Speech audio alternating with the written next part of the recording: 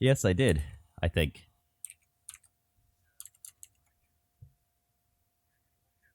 Oh yeah, Robbie. Where are we talking now? Yeah, we're in general. Okay. Does this mean that my stream is live? Yes, it does.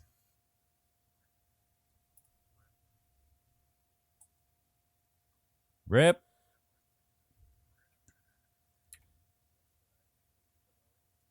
Rip. Why did they tweet me already? Oh, well.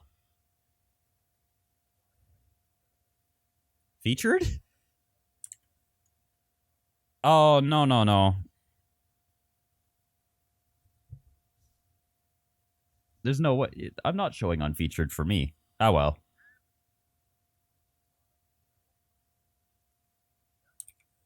Wow. Okay. Well, if you're seeing it. I mean, it might be because I put my schedule up. I'm one of the only people that actually bothered to schedule days for the next 2 weeks.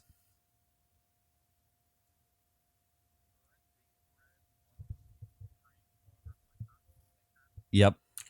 Meme. Vasvik has control of the world's supply of memes. Unfortunately, they're not available to anybody else. Oh, that's a featured list. Wow. Well, that's interesting. Yeah, I don't know. I had an email from somebody, and they're like, what are you doing over the course of the next week? Fill in the schedule. And I was like, okay, I will. Thanks. And then I filled in the schedule. I don't know. Everyone got that email, didn't they?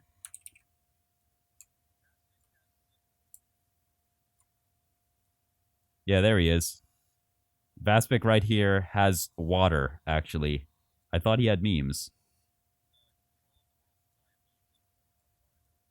He has water right now. Interesting. I need to give water to somebody else because Vaspic has the memes. Who wants the water? Westerman's in the population, isn't he? Oh, yeah, there he is. Am I missing anybody from the population? Yes, I am. Robbie W. Missing Sean.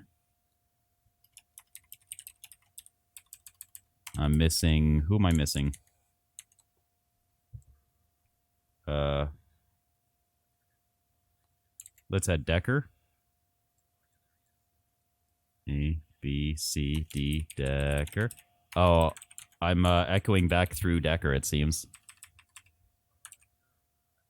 Because of Decker.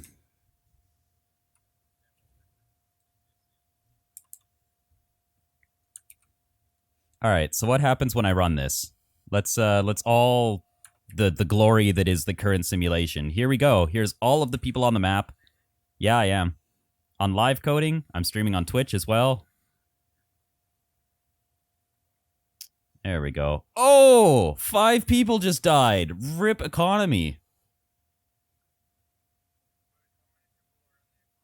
My god, that was very quick. Everything sort of just ended at the same time, and my console is just being filled with events. Holy crap. Alright, there's 4 people left now. Human Supremacist, oh, no. Human Supremacist and EB just died. Sense wins! Sense lasted 17 rounds. Holy crap. Sense would have lasted a long time. He had like $44, 26 food, and 120 water. He would have lasted another 25 days by himself. Huh.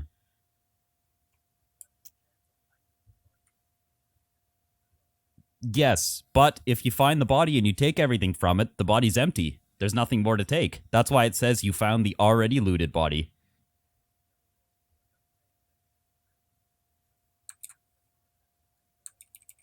Yeah.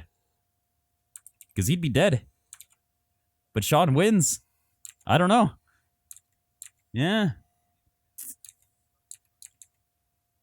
Sure. I'll link it here on... I guess I'll link on general. Why not? Monpie should be a member here.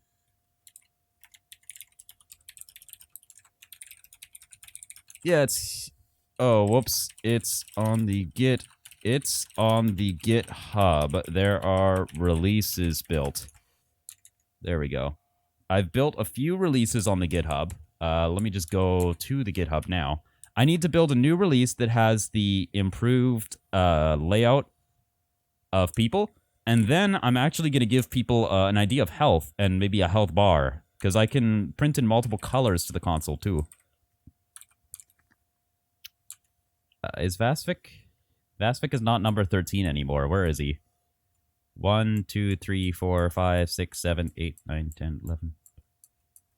16. Vasvik is population number 16. So let's give him the water. Let's give Vasvik. How are you enjoying all the water, huh? Yeah, I can hear you now.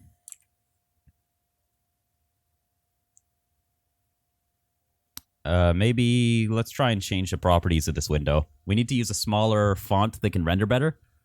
Let's use maybe, what font will render better here? Bold fonts? Terminal 8? Oh, raster fonts. Here we go. That's the ones that are the right height. That's what I was looking for. Because then I can make the window 40 tall by 100 wide.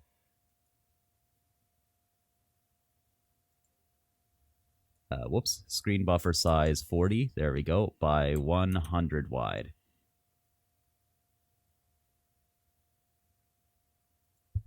Let's just rerun this now. Whoops. Exit. Run one more time. What's that? No. Well, they're loaded by an SQLite database now.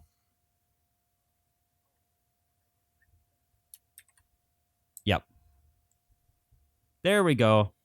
Now that we have changed the layout of it, it looks a little better. Oops. Except I just crashed it. So that's incredible. I actually caused a crash by resizing the console. So let's notice that resizing while drawing a frame is a bad idea, and that this is something we have to fix in the future.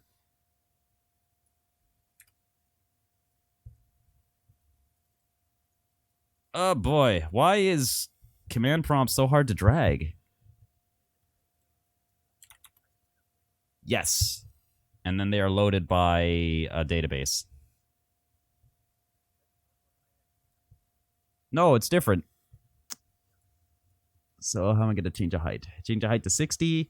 Change a height to 45. System position the window 5 by 5. Make the window 120 wide. There we go. So here is what it looks like now. This is where we can actually see what's going on. I've changed it to raster fonts. We can see people moving around the map. Oh, Lechat died. Vasvik died. People are dying very quickly. Here we go. Albino died. Proxy died. Sense died. Human Supremacist died. Wubba Wubba died. Decker died. Westerman died. Now I'm not clearing enough lines, so you're seeing some messages from old turns, because I'm not clearing all of the messages.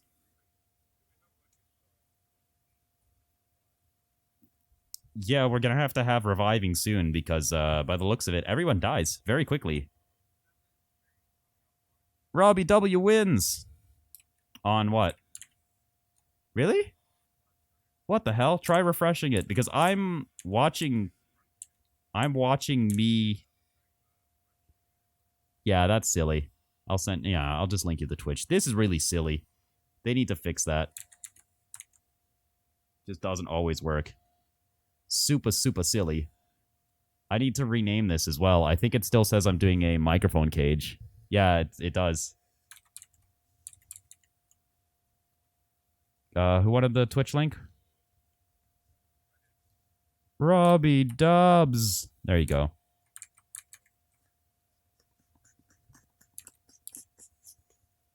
All right, so let me just change my Twitch status to day 2 game economy C#.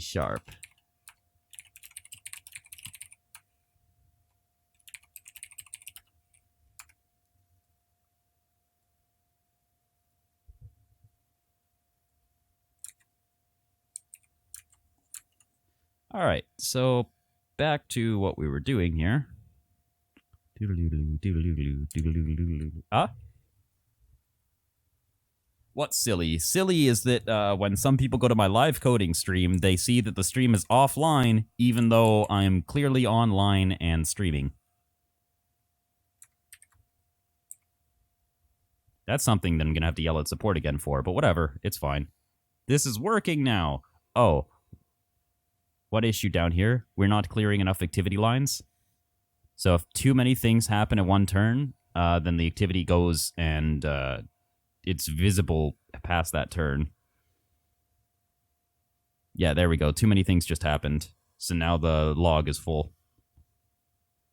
And we'll see Malscythe dying of dehydration repeatedly for until the simulation ends. And Vasvik. 1, 2, 3, 4, 5, 6. I need to add 6 more lines to this. Okay. Vasvik wins! So 6 more lines to our clear. Scroll down. Where are we clearing? Register map object. This is map. We are clearing in market. Let's go to market. Nope, we're clearing in program. What anime are you watching? Here we go. This needs to be 12. Clear 12 logs. Clear 15 logs, actually. As long as we don't scroll the screen past the total height.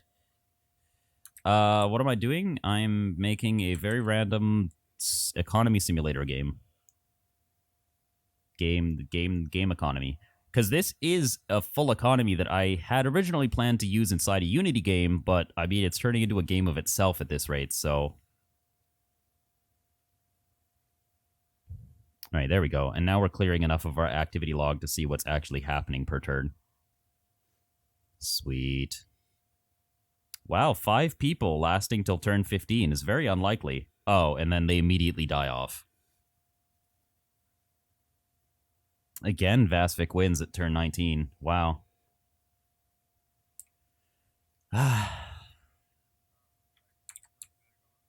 Yep.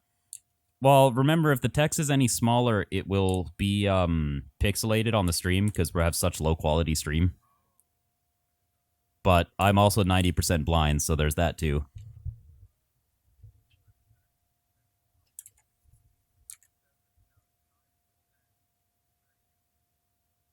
Something like that. Yeah, it's maybe 8% my preference and 2% for the stream, and that's the vision that's left. So that's how it works. You know, math just works like that. Don't worry. You shove all the numbers in the same bin. You sort of mix them around with your hands. Maybe slap your dick on it a few times and pull out the answer. What's up?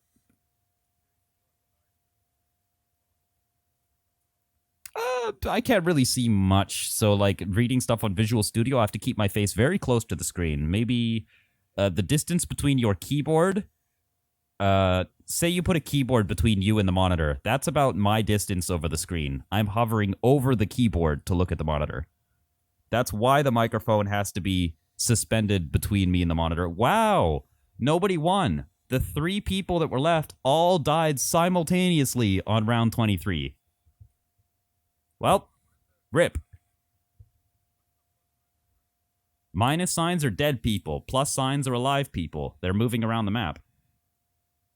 Uh-huh. So if we go over here, I'll run it one more time, and then we'll actually work on it. You can see the plus signs moving around the map, hopefully. And those should be all the alive people. And then when the people die, you'll see them show up as minus signs on the map. But it shows the map. It shows you the person's information, and then it shows you the events. So, like, the map is always 1 frame delayed. The map is the look of the world as it was last turn. So, here we go. Turn 60. Are we going to survive even, like, 20 turns on average? No, we're not. This is incredible. Oh, he just found a whole bunch of food from a body. Malscythe just barely survived. Malscythe would have died there if he hadn't looted that body. All right, so let's change. We're going to go to agent. We're going to modify our toString, which, why am I searching? Yeah. No, you found food. You found food somehow. Somehow. Wasn't human flesh, I swear. And then this. Where are we calling toString? I would like to give like a table header so we don't have to put full words here. Maybe go like this. Wealth, food, and water. That is filling. 3 means fill to the left, so we don't need a left space. No left space. And the name fills to the right, so we don't need a right space for the name. There we go. Now we should be able to copy this bit here, which is our agent toString, and see where we're calling it, which I think is in program, which I just closed. God damn it. Or are we calling it market? toString. Market agents toString. We're doing it right here. Okay. So, at the top of this list, we should set the cursor position to... what is this? Maps height plus agents count plus 1. That's what puts our turn number. Then we position the cursor to map height plus 1 to print our header, which will be name follows 18 characters. So this is going to be a lot of spaces.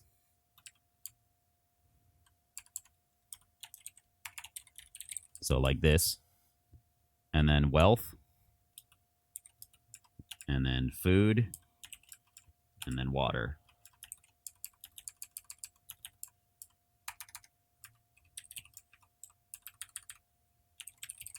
It should work. Although I think food might be written too long. We'll see. Write this like this. This is not a return.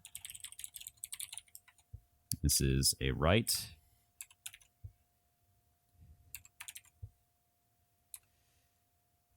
So let's run this and see if we get our headers. I don't think so, though. Nope. Headers are in the wrong spot. They're getting overwritten by the people.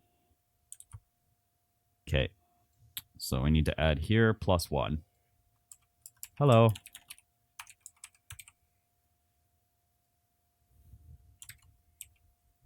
Still writing over our headers. What's going on?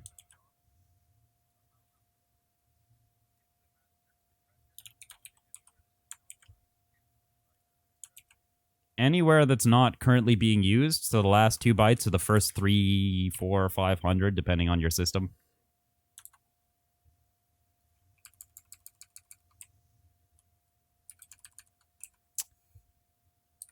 What is going on that we're printing the... Do we need to print this lower?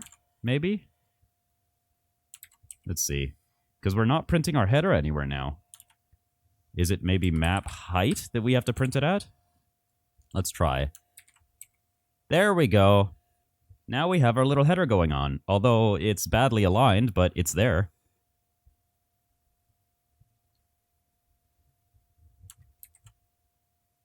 And it's a badly aligned header, so we're going to move it around. First, 1, 2, 3... Fuck. I'm going to put this here, put an extra space. That's why I asked, what was it? Water? Put it over there. Yeah. Oh, okay.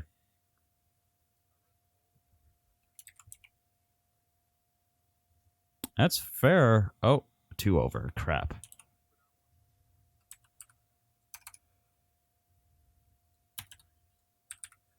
This short series, there's supposed to be 12. Plus 1, minus 1. So minus 2 plus 1. Ah, I see. Crap. Our food needs another, or our $sign needs another space, and we're good.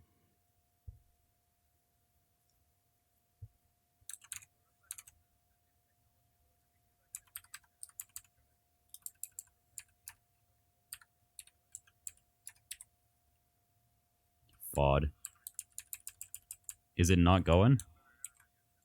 Did just get stuck. God damn it. That's shitty. Yeah.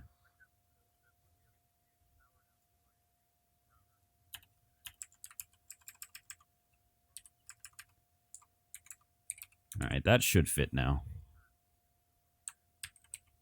What, not writing over? Overwrite. I don't use overwrite. Oh, yeah, but if you press insert and have less than a block cursor, you're overwriting. You type a character and you overwrite the next character. I'm using a full height cursor because that's a Windows setting, not because I have insert turned on. Yeah, you can get a full height cursor just by changing your cursor settings in Windows now. It's an accessibility feature. Where is typing? I don't know where they put accessibility now. Personalization, maybe? Nah. Oh well. Really annoying to find.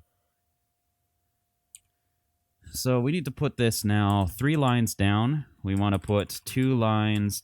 2 lines? Yes, you did. Yeah, I think you did. This needs to be +1. Hello.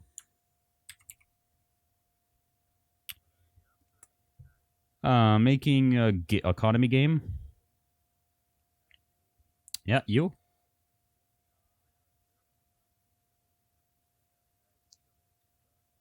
See, here we go. Now I can display the actual alerts that happen beside the player counts. Because I've made the player information concise enough.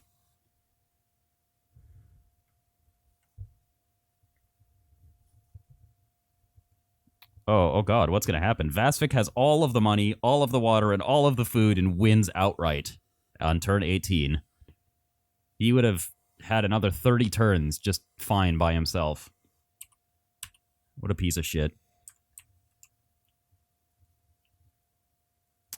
Alright, so where are we writing our logs? This is how we're writing our player information. So show player status per alive agent.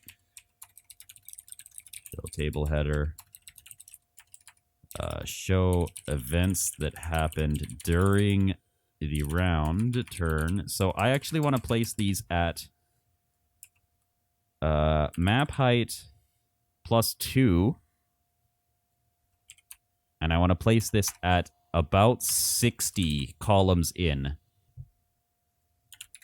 And hopefully... Oh boy, but I'm using right lines, so I'm going to keep resetting the line. Yeah, look at that. Okay. Let me see. So if I'm printing these, maybe I don't want to write a clear line. My clear line needs to be smaller. So let me go up to my clear line, which is literally just 80 spaces inside of a string, and take away 20 of the spaces. There we go. Now are we clearing right? We're still clearing too far to the right. Let's try it again. There we go. Now we're printing turn 1, turn 2, etc. We're not printing the events that happen, though. The events are getting eaten up by the rest of the text.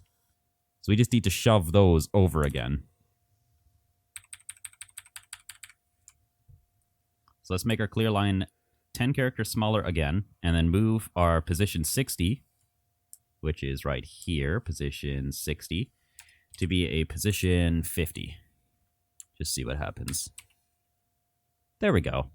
Because if I print my action information on the right, it should be fine. I don't think there's any of them that are too long, but we'll see. Printed page, what about column 45? Is that being cut off by the clear line? Yes, it is. So I need to fix our clear line a little. There we go, 10 less lines. Hopefully that does clear as enough, but no, still not clearing enough now, so let's run one more time. Still not clearing enough.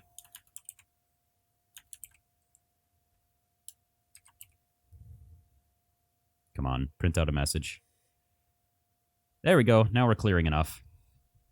Now, all the dead people messages just need to shift over a little. So let's go to here. 45 columns. And we'll say that we want to market step. Wow. Yeah, this is a lot of hard-coded crap now. This is not going to be great. Let's scroll down to market, where we print these messages. And every time we print one of these messages now, unfortunately, we're going to have to reset the cursor, which it looks like is done in agent. Yep, right here, log info, bought water from, etc. So we are going to have to reset the cursor. And we can't because we don't have the map height, and we don't have a reference to console either. So we can't just move this information over. We would be better off trying to position this information on the right-hand side than trying to place our player information on the right-hand side. Alright. Let's try that. Because I don't want to move the event log. It's going to be too hard. Oof, the player log did not get moved correctly.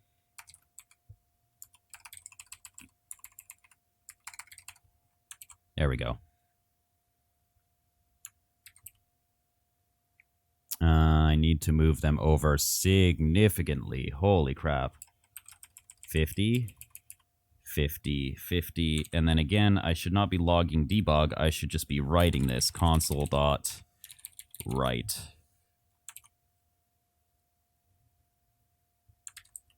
Am I writing far enough over? 50? Yeah, 50 might be far enough. So if I write 50 here, 50, maybe 55. I don't know how many cells over I need to be. A few more cells. 5 more cells. So 60, and then 65 on the header.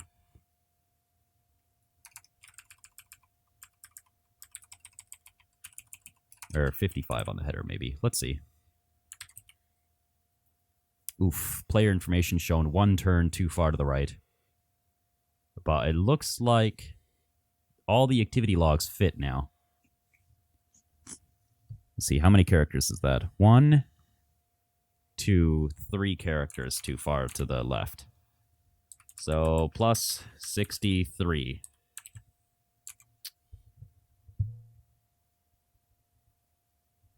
Yeah. Is just any old virtual economy, I guess you could say. Economy with people, not an economy based on debt. There we go. Food and water is off to the side. All of our event list is on the left. So let's... 63. 63. Now we just need to clear the event list, which is done at map height. What the hell is this? Is this how I was clearing it? Yes, this is how I was clearing it. So I need to clear at 63 now.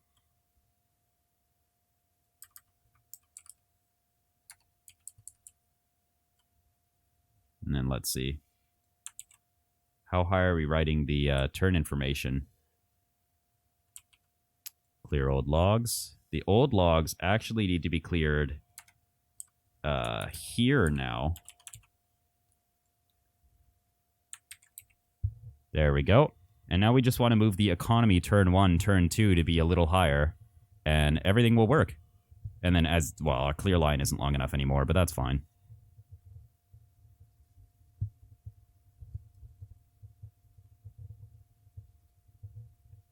And then maybe you can give it a little bit of a color and everything too, but our messages are not getting cleared. Clear line needs to be much longer. Let's just make this again. This should be 60 characters. 1, 2, 3, 4, 5, 6. 60 characters. There we go. Now we should clear all of our messages without worrying about running into the player information on the right. Oof, almost. 3 more characters. 1, 2, 3. We're actually not... We need to clear 63 characters because that's the amount we've allotted for the status display. And then, as well, status display needs to not be logged with, like, info and warning. Status needs to actually be logged.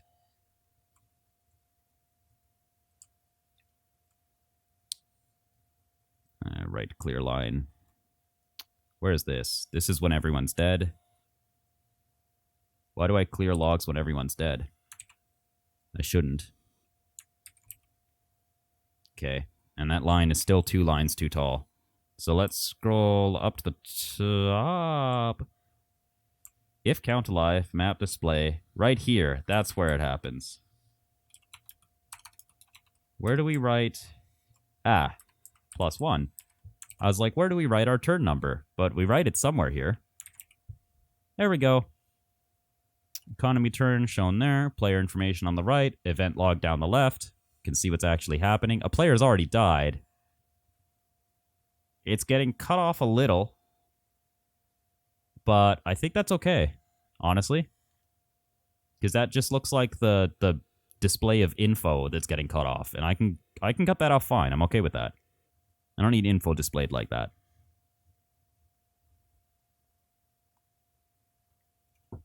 I also need to introduce a little bit less money into the simulation, because I gave myself $1,000, and that's a problem.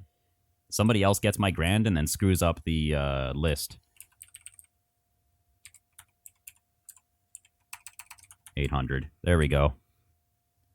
So now if I go to agent to string, wealth can be 3 characters long, 3.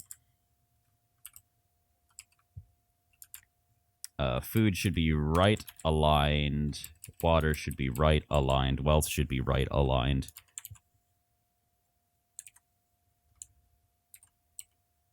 There we go. Oh, whoops. The money symbol moved over 1. That's fine, though.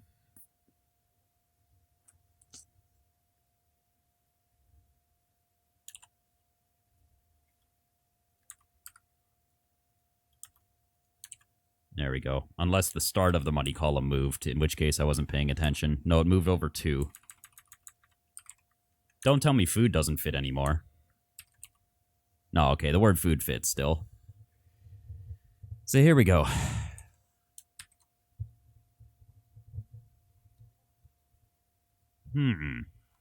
What am I writing in the... I'm writing some stuff in the left-hand side. Is that because of the window's width? I think so. I think we might be looping across from the right-hand... or the right-hand side of the window back to the left.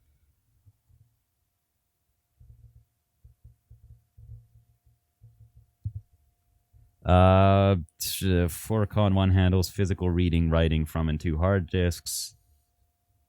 Forceon 2 handles the SATA interface. Forceon 2 also handles cache and LBA transactions. I don't know what you're trying to do. Oh, never mind.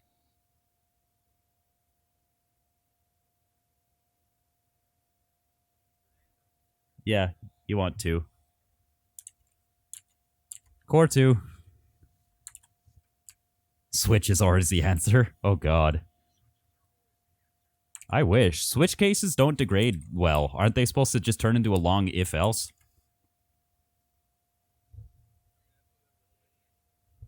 Yeah. Yay, so this is very low CPU and memory usage. I mean, I am pausing, so of course it's going to be low usage. Yay, and I can make the map bigger now! We could have a bigger map! Yeah, rip everyone. When the map's bigger, you're all fucked.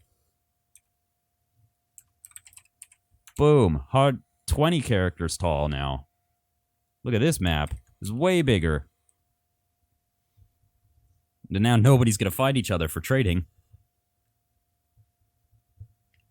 Wow, 2 people died immediately. I have to give people better starting resources. They're just dying immediately.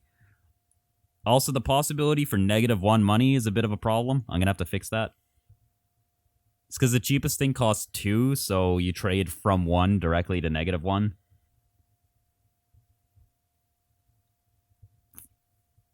I guess it's an IOU. Damn it. Oh, I thought Vasvik was going to win, but it's EB this time. EB wins at turn 18. We have found a winner. The only thing is the end screen is still glitched. So let's scroll down to the end screen and clear. This is our clear. We need to just make a clear function, clearly. Clearly. Alright. public static void clear. Static void clear area.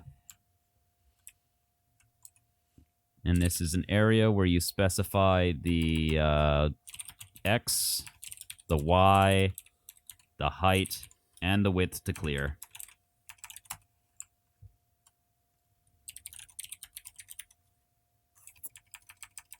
And then, let's see.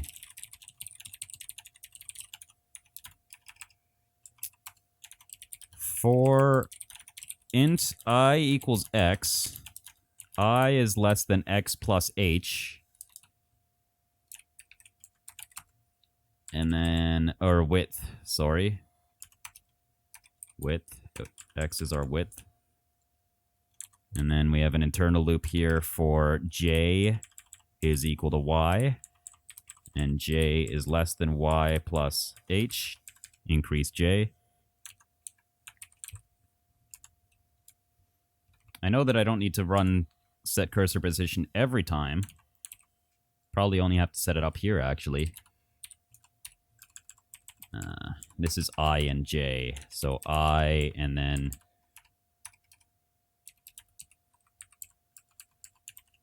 No, these are looping the wrong way. I need to loop the height and then the width.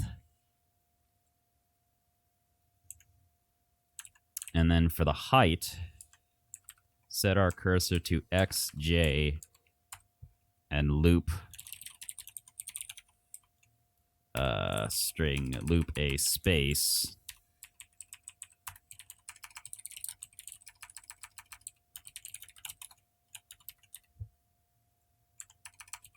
Right space. See if this works. So clear area X, Y, H, W. See if we can't call this. So at the top here, this would be clear area 0 Y of map dot height plus 2. And then a height of 4 and a width of 60. Let's see if that works. Wait, a height of agents. So let's just try it. 10.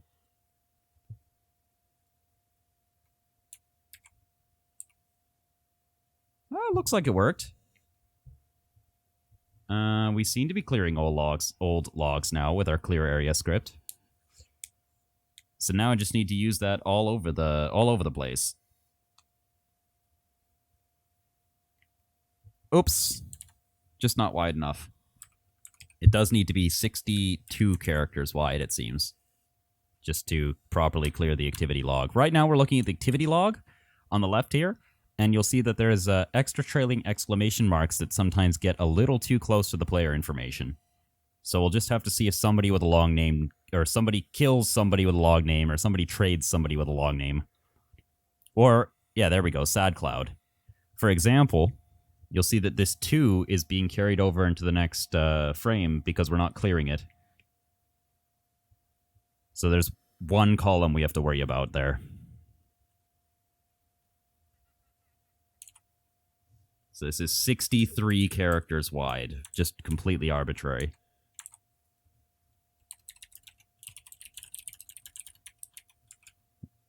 We display the map at 0, 0. We show events that happen during the turn. We then show the table header and player status.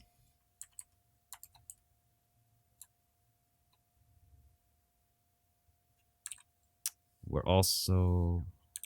What's that? The show. We will clear at 63. We will clear 50 wide. And we're only considering clearing as high as the agents themselves, which is, what is it, market.agents.count. And we should only have to clear at the top of placing all of the agents. This should clear all of the agents every round, hopefully. Let's see. Has anybody died yet? Nobody's died yet. Oh, there we go. Somebody died.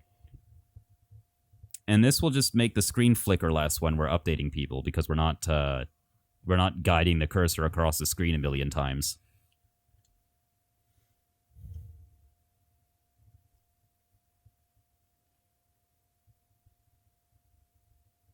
Yeah, see, there we go. And then once we got rid of the info display on the left, we should be fine.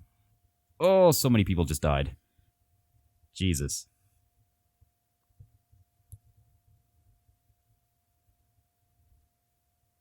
You know, I have to give colors back to the player list. What do you guys think? Color for the player list. Like did steel blue was good? Yeah, and then we'll need a bit for clear area at the bottom. Let's see. Clear area. This will clear from 0. This will clear from the map's height +2. And the number of agents +5. And then we will clear 100 characters wide because we want to clear the whole console. Clear everything but the map. Show the results screen.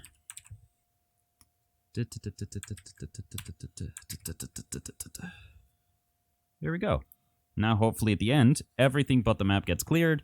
We have our users move down, and everyone will be happy. Now, I'm just going to let this run and be right back.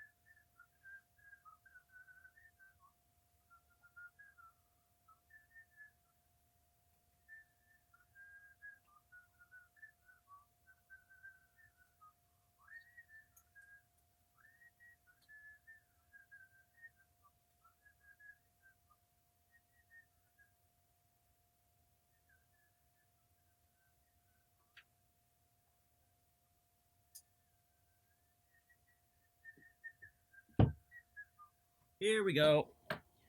All right. So, after we had our winner here, what happened? Turn 26.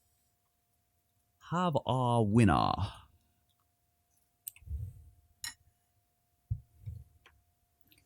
What will we do next? Well, we did say we were going to add colors.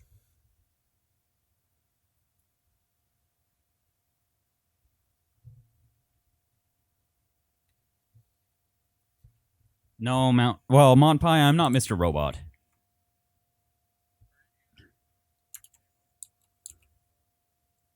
What do you mean?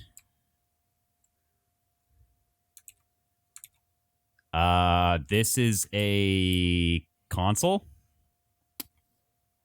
Yeah, this is a console. I know.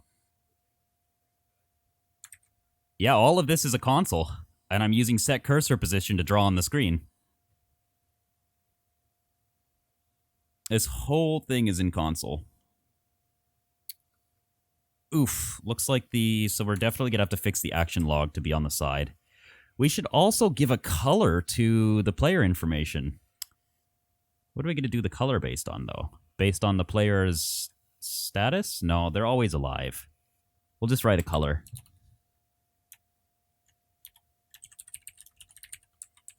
There we go.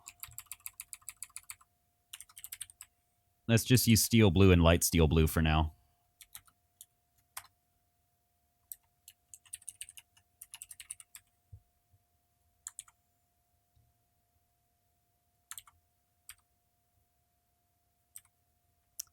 We need system drawing import.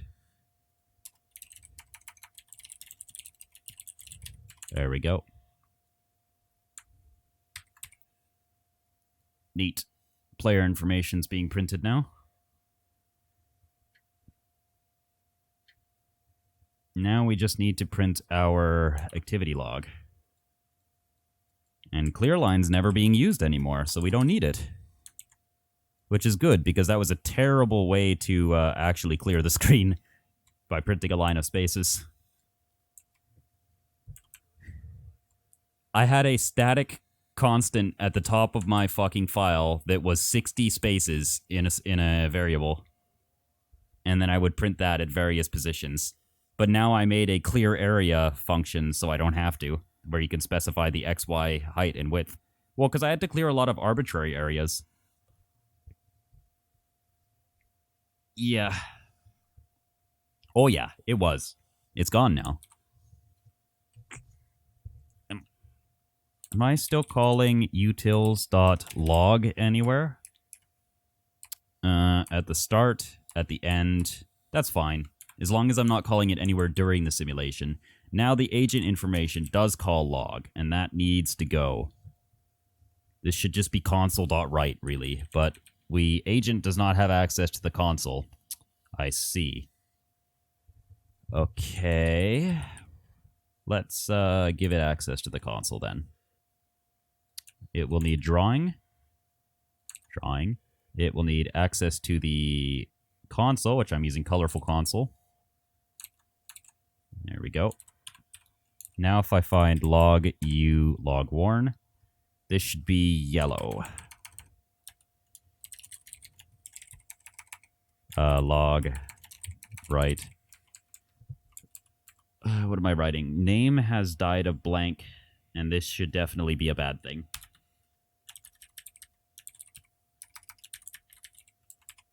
It's right, it is yellow. Alright. And then we'll write our... What else happens? Already found looted body. So this, again, console.write. And let's give it a color of wheat. All of my messages will be colored in wheat. What else do we got? One more? Two more.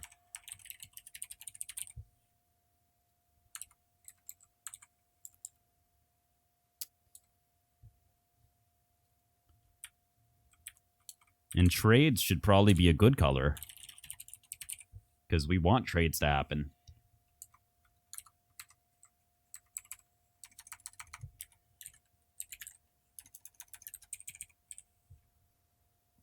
Let's choose what would be a color that's close to gray and from green? Maybe lawn? That's probably going to be far too green. We should just define new colors and actually have colors stored somewhere, but oh well.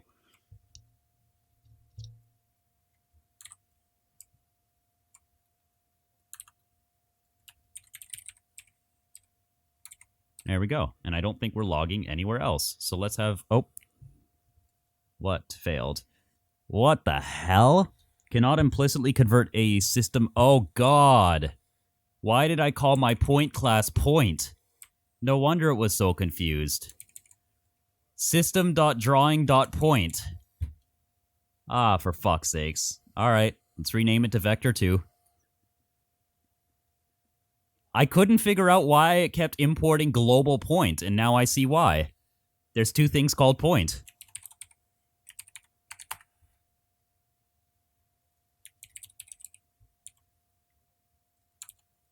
Alright, so this is now a vector2.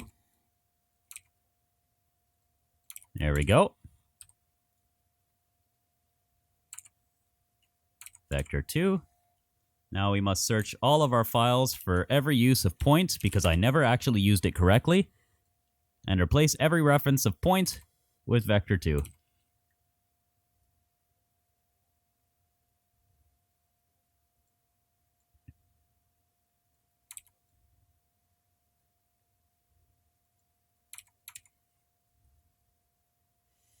Just when people see vector2, they immediately think that it's Unity, because that's one of the only things that calls it vector2.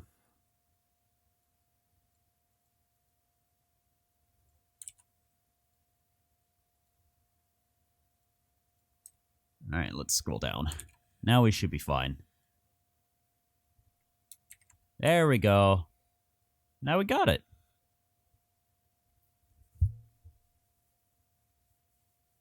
Mouse sides bought water from EB. Okay, I see. We're not moving the cursor down at all now. So, one more time. We need to find every reference of write, console.write, and replace some of them with write line. Only some of them, though. These 4. Yes? 1, 2, 3, 4, 5 references, sorry.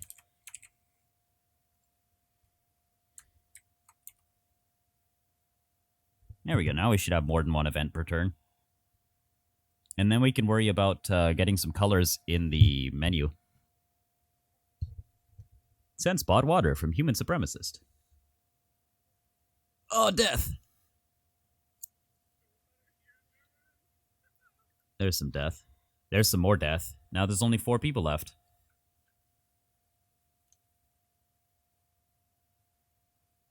Oh, 2 people. Whoa, man. That was very quick. And Vasvik's gonna end at the final turn with only 1 food. Vasvik will find himself dead soon. Why have I been referenced literally everywhere? Oh my god, temporal stasis liquor happened.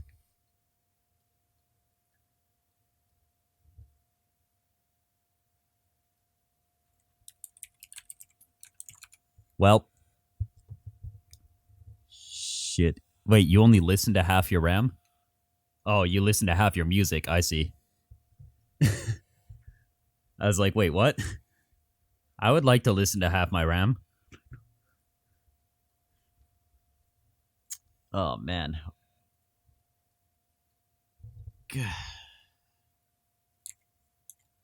What are we left with here? We are left with random questions and a console full of JTAG. Right.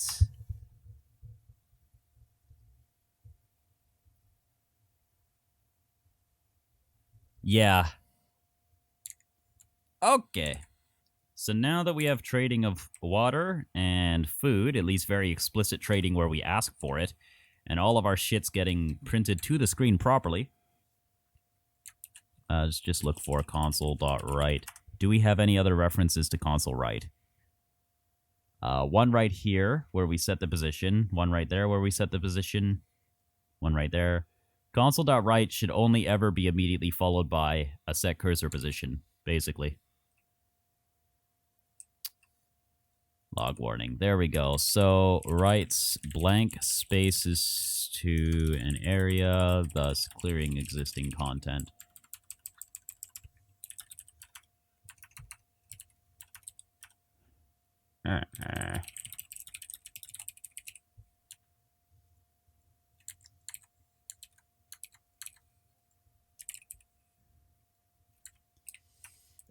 Length, horizontal length component, vertical length component. I don't know. I never have good fucking documentation for things like that, where it should be literally, it just should be so obvious it shouldn't be a problem.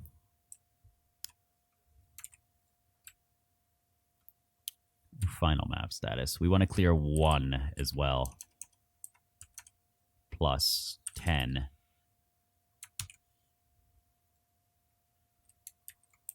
And we'll try one more time for the new cleared. And be right back one more time while this runs through. I'm going to increase or decrease the timer as well so that we get faster rounds because we're lasting longer in the simulation in general.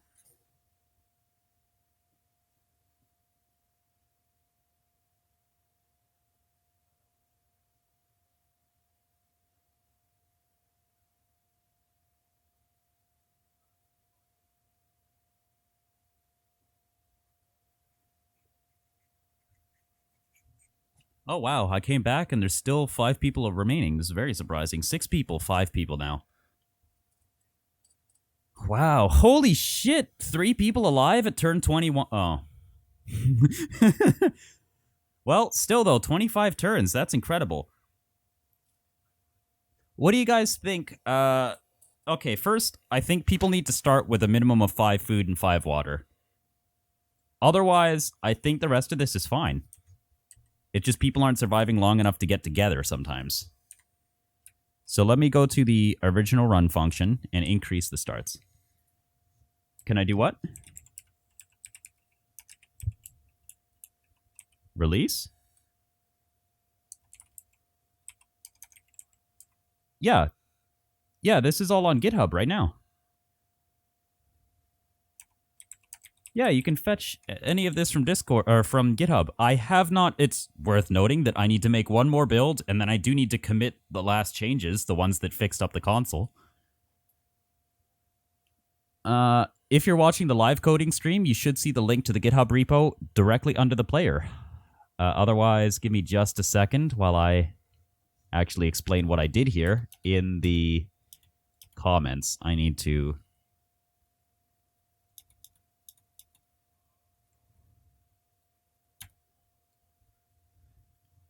so you were the one pointing about JTAG. Let's see. So this definitely, we renamed point to vector2. And we BEAUTIFIED, beautified console. Jesus, that's hard to type. I probably still butchered the word beautify. That's all right. Yes, I did. Oh, God. And it's been committed, so the butchery is now live. Okay. And reload, because Visual Studio saw a change. There we go. Now let's see what happens. If everyone starts with between 9... or between 6 and 15 money, 6 and 30 bread, and 6 and 30 water. You have a better chance of surviving now. A much better chance. As I start with 6 food and water, and I'm doomed to die. Wow. I say that as I watch myself die. I died first. Welp. Followed immediately by Sense. Then Le Chat. Then Human Supremacist. People are dropping like stones. There's 3 people dead. See, you would have thought increasing the total available food and water in the environment would increase the average turns lived for the whole sample, but no. If more people are alive, then that means that more food and water is being eaten per turn. Oh, but if Vasvik could share his water with anybody else, look at that. 26 rounds and nobody won. We gotta have somebody winning. Somebody's gotta win. Let's try that again. Whoops. Zref. And then we gotta make people able to move a little faster than just 1 per turn, maybe. Because that also seems to be the issue, is people don't get close enough to trade. Or at least they don't always want to trade with their neighbors. There we go. Because you'll only trade something that you have excess of. Damn. Somebody's just, like, standing around my looted body. They're trying to loot me every turn. Okay. So there's an issue. Once our AI find a destination and then get there, they don't get a new destination ever. They just sit at the destination and they're like, oh, we got here, now what?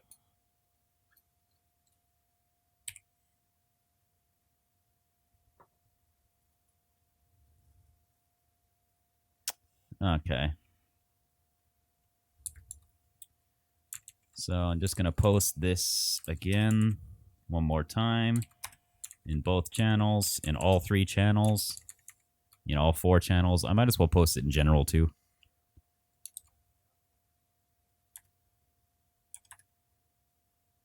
There you go. It's possible. It is basically a simulation engine now. It's the basis of, right? There we go. It's easy enough to create your own items, too. The way it is. 8chan is great. What the hell?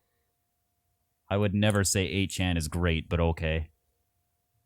Whoa, my properties pane got messed up and is showing itself. What the hell? Let's get rid of the properties pane. And just put the chat down there at the bottom. Because the properties pane was screwed up. Oof.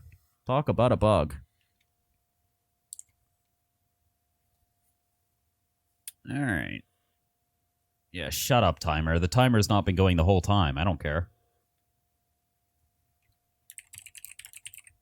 Should probably put it on, though. Fuck, man. We're already... No, not 11 hours. Ah, for fuck's sakes. There's one thing I hate about some time management apps. Look, I click on this. 11 a.m. And then when I click away... There we go, 1 hour. Why'd it stop? Oh, the fucking Pomodoro timer. I have to erase that.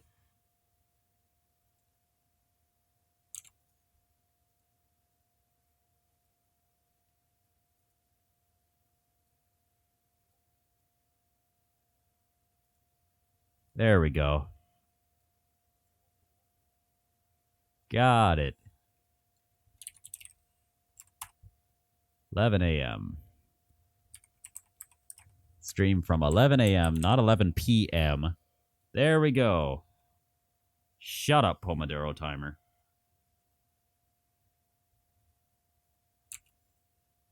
Oh my god. It was like the worst feature they tried to add to this software.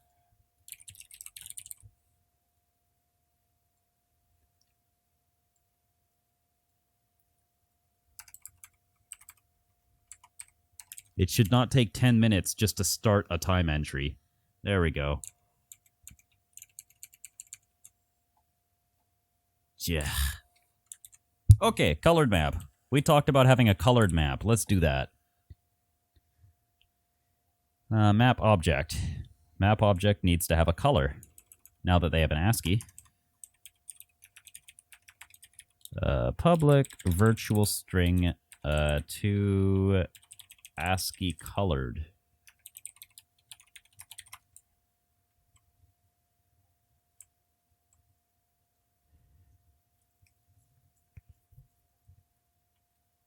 To colored ASCII, to colored ASCII. And then, not to piss off Americans, we should probably also have... Shit. We don't want to convert it. We actually just want to output. So, public string, public void, virtual void, print colored representation.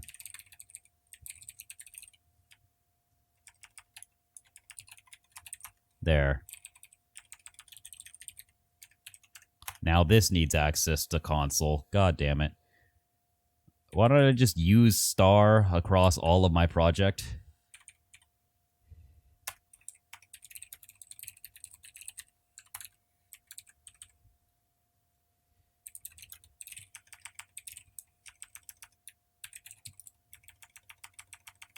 And this should do console.write.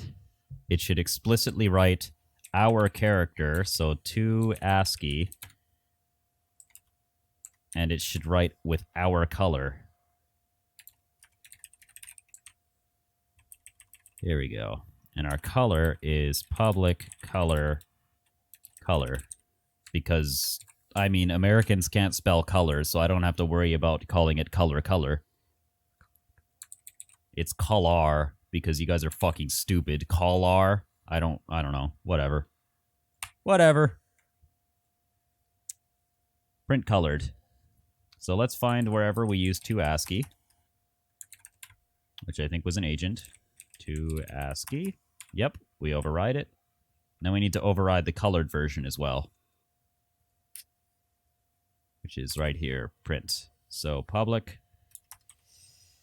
In fact, we don't need to override it. We just need to set our color. Where are we going to set our color? I'll say that our color is based on our... maybe it should just be set randomly. Yeah, actually. I'll set the colors at random when I create the agents. Because then we'll be able to tell them apart from each other.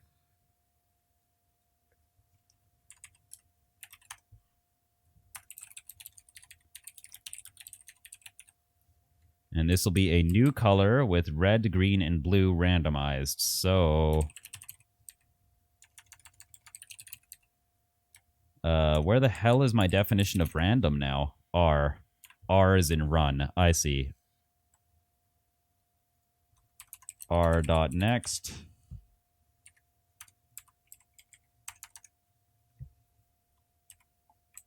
Wait, what? How do I get a... Does color defined by 3 floats, or what is it defined by? It's not. Wow. Okay.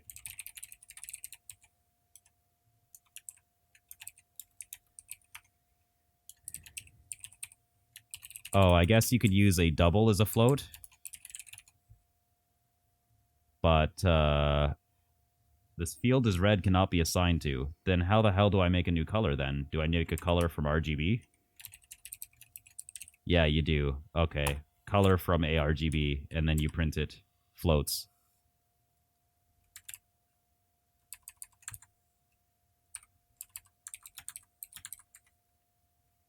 No? Why not? Oh, I needed A. ARGB.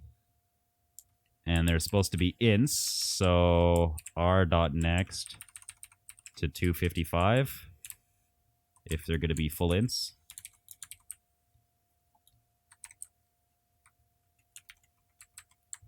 There we go. Random color. Random color not being used because the draw class needs to use it. So where... I think that's part of map display. There it is, map display. So instead of calling the maps right, we're instead going to call...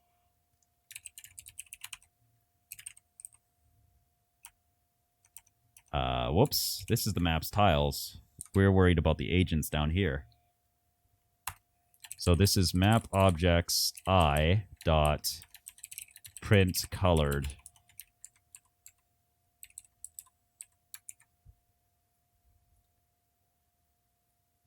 Ah! What? We just overloaded the console. Shit. Okay. We're getting artifacting colors. We're getting colors added together from other colors. Whoops. I also appear to have set the console's default color. Did I overload color? What happened?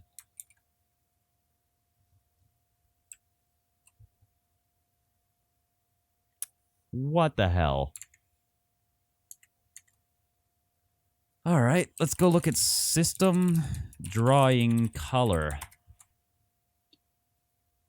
Here we go, color structure. Is a system color from ARGB int32 use numbers between 0 and 1? Well, obviously not for int, so 255? Let me see.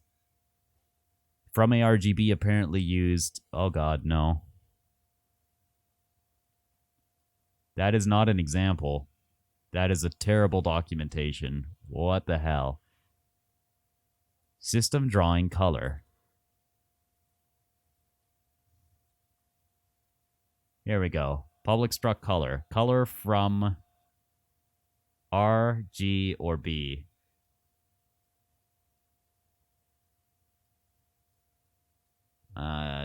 Scroll past all the crap. Color equality, color inequality. Here we go. Color from ARGB, int32, int32, int32.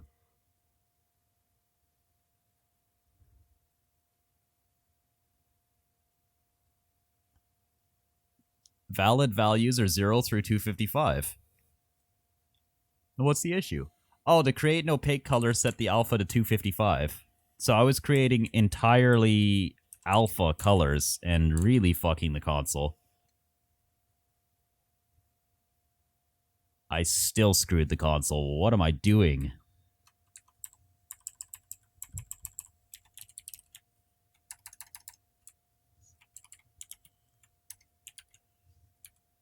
Do I need to specify? No, I don't. I only have to specify red and green and blue.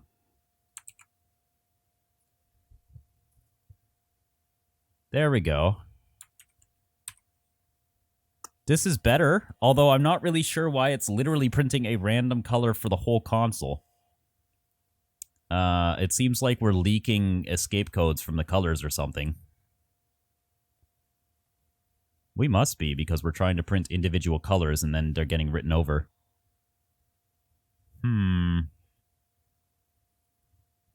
Although, I mean, this is not a bad feature, that it changes colors at random every time you run it.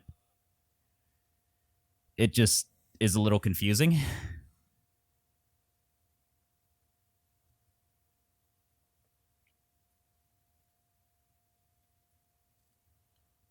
And see, why is the map drawing a fine color, but the map objects are not drawing a fine color? What is going on?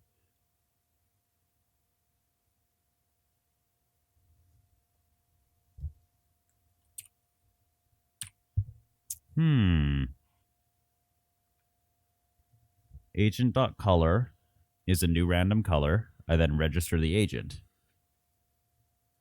When map objects are drawn, they're drawn with their color. Every map object has a color. The default color is there is not a default color. I see. By default, map object should be white. That did not fix the error either. I'm definitely doing something to the console that it doesn't like, and I don't even know how I'm doing it.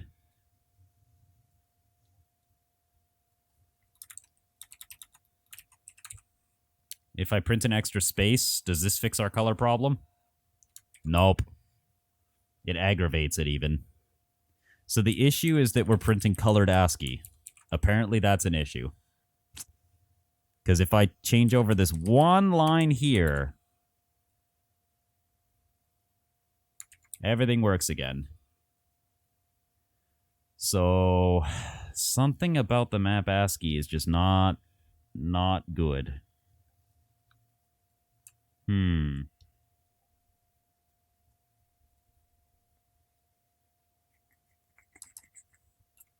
All right, let's see.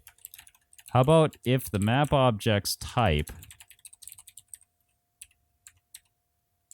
No, because every map object is an agent. So there's something wrong with printing a colored picture there.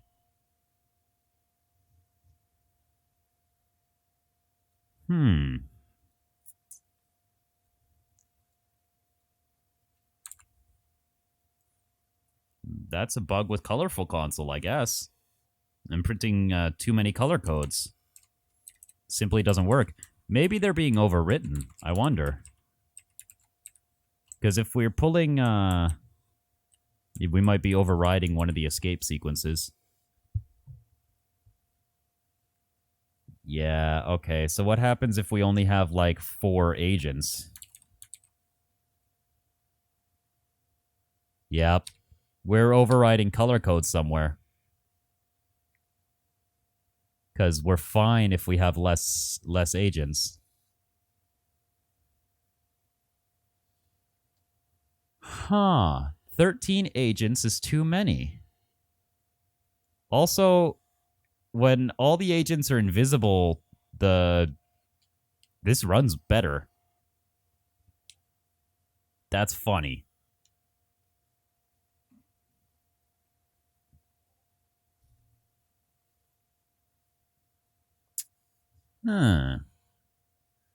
What did we do to make it upset where we were writing over color codes?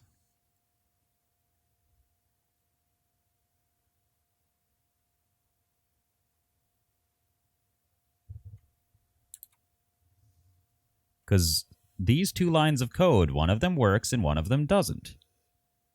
And the other line of code only relies on print colored, which I guess does not need to be a virtual void, so let's just make it a void. In case it was being overwritten. Again, I doubt it. Nope. Okay, so, and then here. Yeah, somehow I'm overriding like when I print one of the characters on the map, it overrides the color escape sequence, and I write the rest of the terminal into a different color. So if we have a look at this screen, for example, all of the little people are a different color, but so is the entire terminal, and color escape codes don't work for the rest of the terminal. So I am breaking something. I am printing too many color codes. Because if there are more people or they are spread out more, this issue doesn't happen. Or less people or they are spread out, sorry. So it's clearly to do with the escape codes. Yeah. Oh boy. Because otherwise this happens. Where the whole console chooses a random background and foreground color and then just prints like that for the rest of ever. Like I'm actually resetting the console's default colors somehow. Yeah, look at that. If I go into properties for Windows, it sees that the foreground color has been changed. How am I... Jeez. There's something I am breaking here.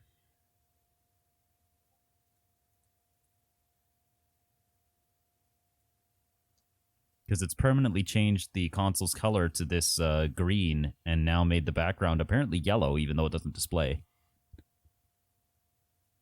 So I need to have now less agents? How does that work?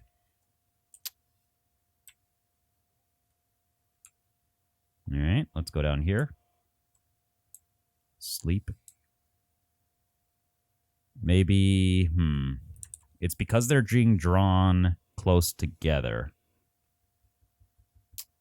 How am I going to get around that? Maybe draw 10 people on the map? 10 people runs fine. So it's if I use more than if I use more than 16 colors, the terminal breaks. Is there a hard limit to the number of colors you can use in one terminal session? Yeah, there is. Because once I use enough colors, it breaks.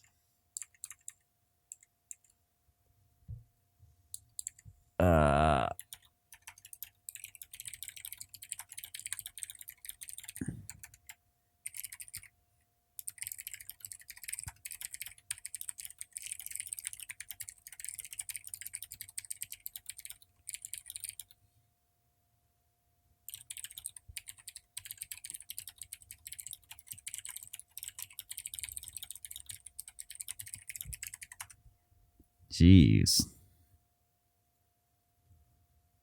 I don't even know how to get around this. I'm gonna have to draw less people, I guess.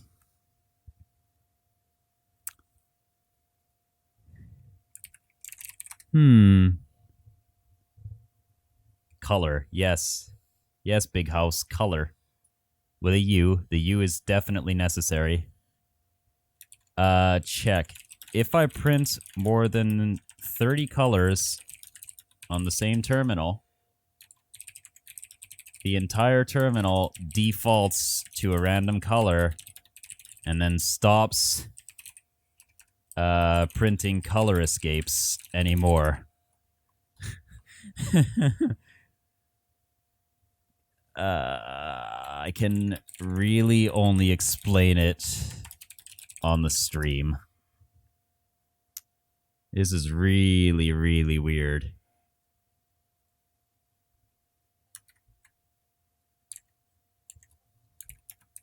Ten colors is fine. But if we have more...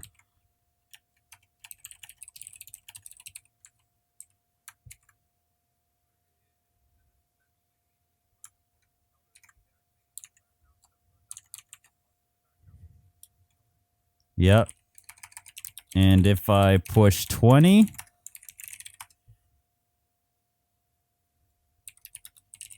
console starts freaking out.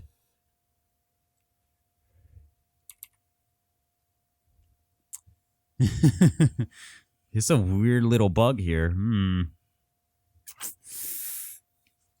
really know how to explain it, other than, like, it really does break the console. just breaks it. It sets a permanent forward color, and nothing else takes a color or a color escape code anymore. Like, each of those dots right now is being printed colored, but you can't see it because the terminal is broken. It's lost its ability to print color now until I restart it.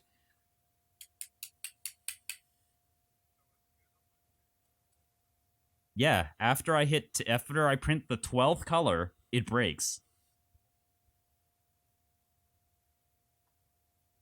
Printing 12 color escapes, color and color escapes in the same line, in the same screen, sorry, breaks it.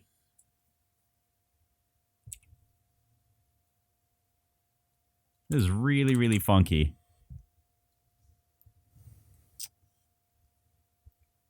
Oh, boy. Right. Now console won't work.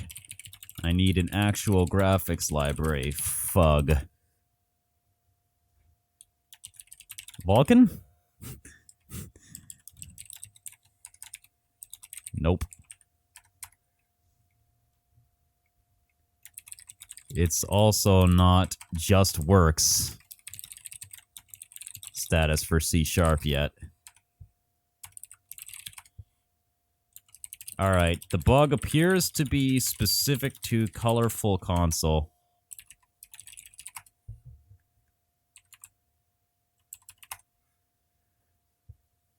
This is interesting. And it's only when I print the colors close together. It's only when I print the colors close together. Check it at check. It wraps console.write with an overload to give a system drawing color as the second argument. Satisfaction. Zather. That's a good question. How am I doing console colors? I am doing console colors with the Colorful Console library. Colorful Console lib. Which, if we link that, is over here. There we go. No. It does not. Does not. I am only using the top and second forms. The from ARGB is what breaks terminal with more than 16 shades. Or 12 whole unique colors. Yeah, I'm running out of colors. Yeah, I don't know. I didn't look. I don't care how the library does it.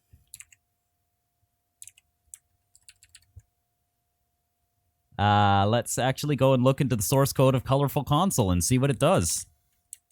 Why not?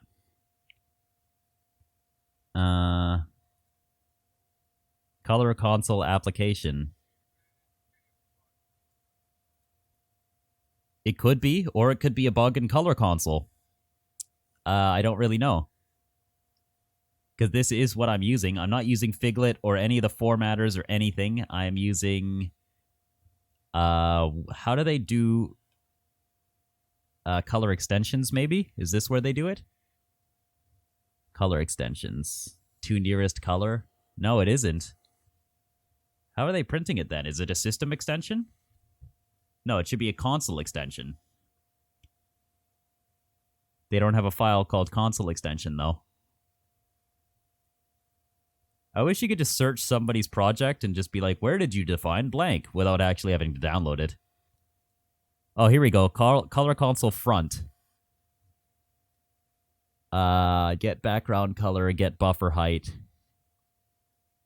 Cursor left, cursor size, cursor visible. I don't know. None of this appears to specifically call it. That's why I don't like other people's projects, because you don't know where they did the actual code that does the work. Because this is the example project that uses it. There's no issue using it, though. I'm basically using this example down here. Here we are. C#. Yeah.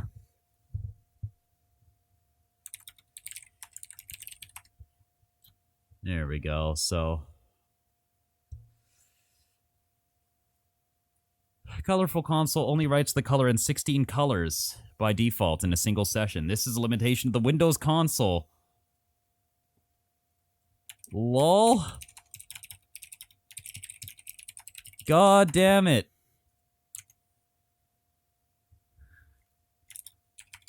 I thought that was... That's super arbitrary. But okay. Oh. No more console for me.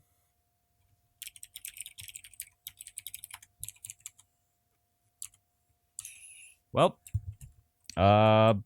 That's funny. I didn't think we'd run out of colors. So... Alright. Let's, not have unique colors for the people. Yeah, I don't want to create my own console because fuck Windows. At that point, I'd rather just use a graphics library and compile for other platforms.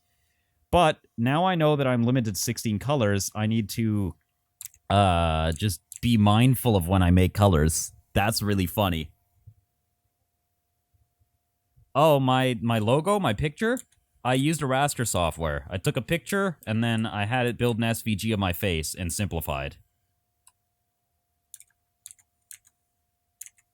And then the one for Twitch, I paid, I think, $5. Yeah, $5. That was good. How do I compile economy? Zathers, I compile, good point. We'll try PowerShell.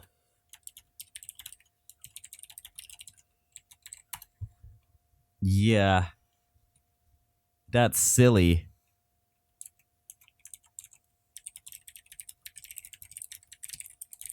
Get even, get bash. That's... I can't believe I ran out of colors.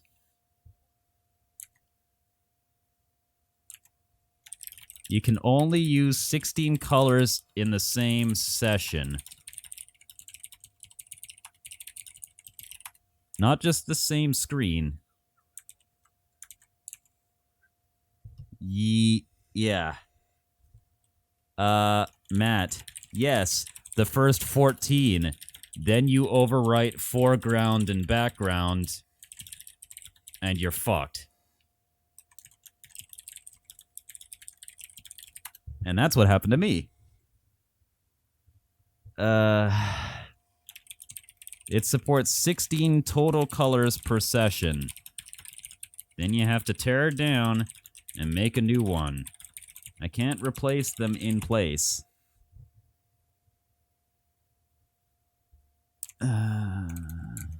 There are 16 total colors. Yeah. I can't run multiple sessions. I just have to use less than 16...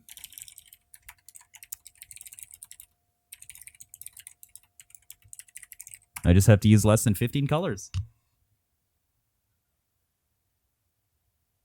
God damn it. Yes, it does. It said, yeah.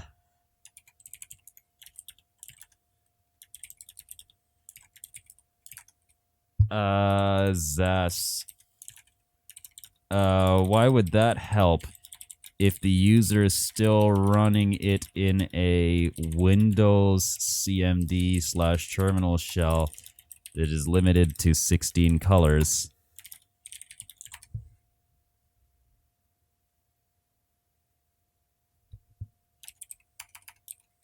Literally, I need a different terminal or to render a window.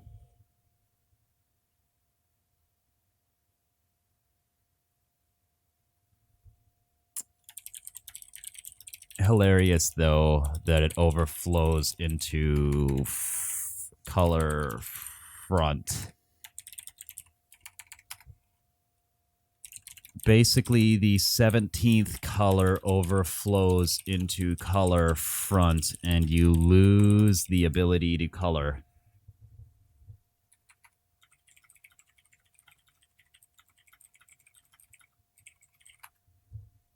There we go. Yeah, losing the ability to color is a little silly.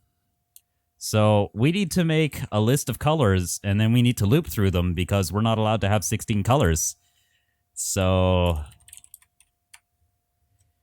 let's just go through our colors I.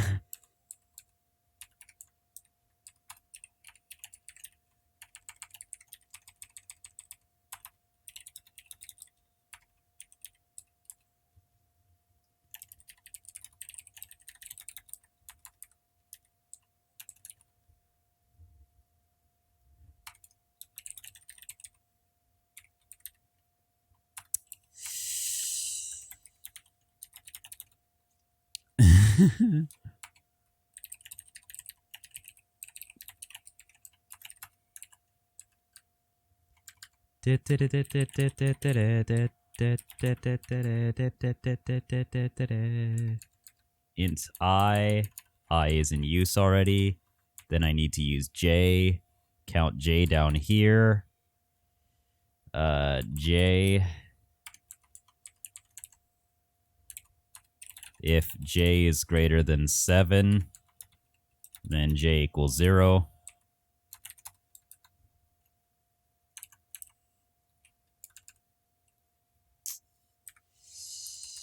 Because Windows CMD is limited to 16 colors, we only use 8 for players.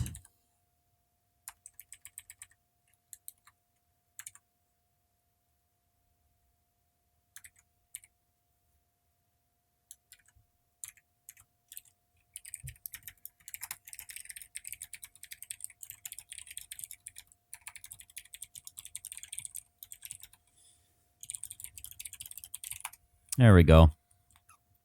That's basically the only choice at the moment. Yeah.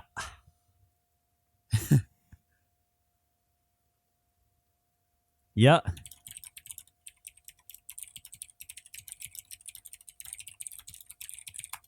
Yeah.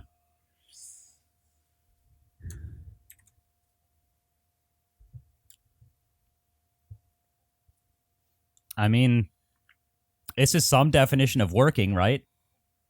You can at least follow the alive pink person or the alive yellow person or whatever, right? So that amount of it still works. The able to tell the people away from each other.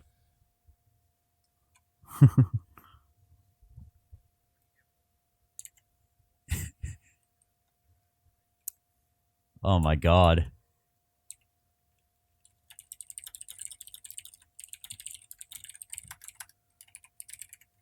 Do you want to be part of it? You just need to think of an ability or some sort of item that would be specific to you then.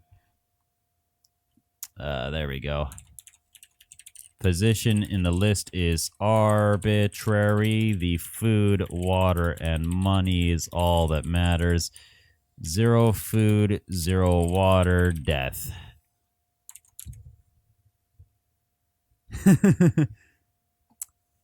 How does it work? It just does. It simulates by having people near each other, and when people are near each other, they trade. Right?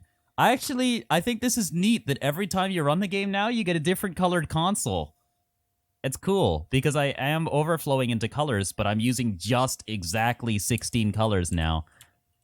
Now I'm using exactly 15 colors.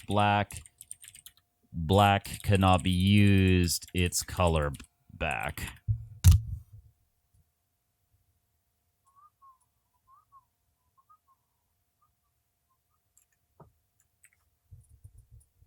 There we go. What do you mean? If you want to add another player? If you want to add players, just go to the middle of program.cs and there's a list called population, string population, that you can just add names to.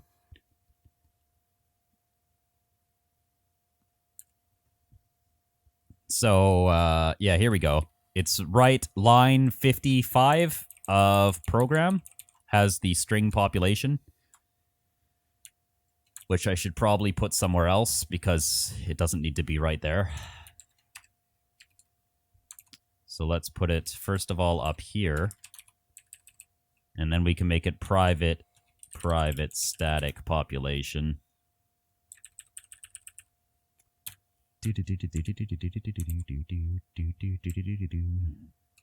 Population, there we go, for name and population. Now it's gonna be line 20 now. It'll be right up at the top. I need to commit these changes though. Ran out of colors. Windows terminal. Windows only supports 16 colors, of which your foreground and background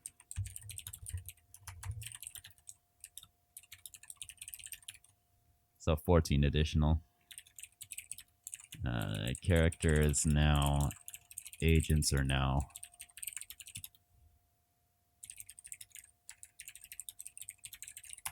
Console layout fixed again. God damn it. Now let's build. Build! This will be build 0.4. Anyone can get in there.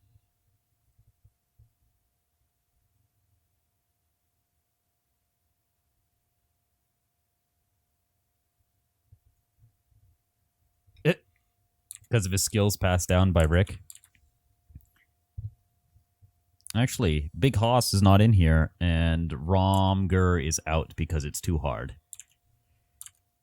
Okay, Big Hoss, you're going A, B, B, B right here. Anyone else, anyone that's watching as well can get themselves added to the population. You either patch yourself in on the GitHub or just ask to be added, and I'll probably add you. Because the more people, the better. The more people, the more broken. Is there somebody named Programmatical? Oh, wow. Welcome to the channel, Programmatical. What a name. No kidding.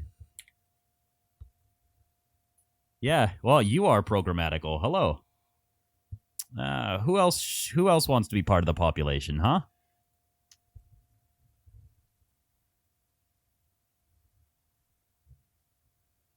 Ah, you're Sean. That makes more sense.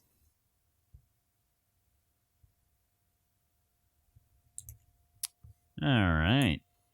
Now that we have food, water, we could probably... what else do we want to do? I mean, they can move around. We could probably make the map a little bigger. Let's try making it 25 tall. I think that's as big as will fit in my terminal. Just the terminal I'm testing with. Oh boy, we got a pink map this time. All right. There we go. So for the number of people we have, there we go. We can work with this many number of rows. Let's ask Windows how many number of rows that is. That is 45 rows. So 45, 45. There we go. This is our game, as it were, right now. Oh boy, people are dying in red now? Yellow got overridden with red. Whoops, I'm using one too many colors.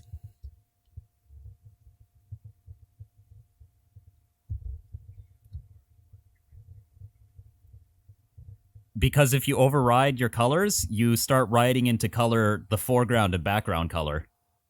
So I used one too many colors. I wrote into the foreground color. I wrote over yellow.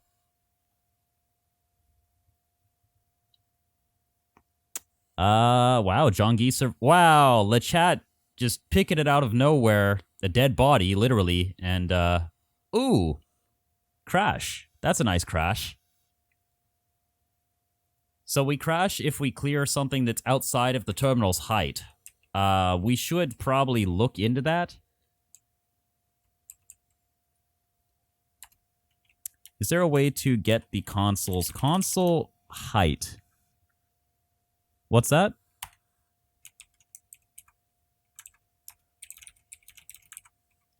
J was greater than buffer height, so I crashed. The attempting to clear something off of the height of screen. I tried to clear something that was below the screen.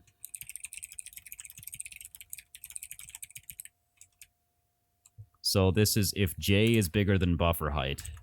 Return. All right, well, it's fun that I found that little bug. I wonder where else that's going to come. It's probably going to come in a lot of places if I don't specifically set the terminal's height. Let's see. See if we clear off the bottom of the screen anymore. If we add any more people, we might. Ooh, trading! See? We should just see a lot of trading. That's what it should be. Although people just bought so many food from me that I'm probably just going to die now. Yep, I'm down to 10 food and 10 water, but I have a lot of money. I did all the trades. So I will die wealthy until somebody steals my money. 4 turns I'll die. Oh boy.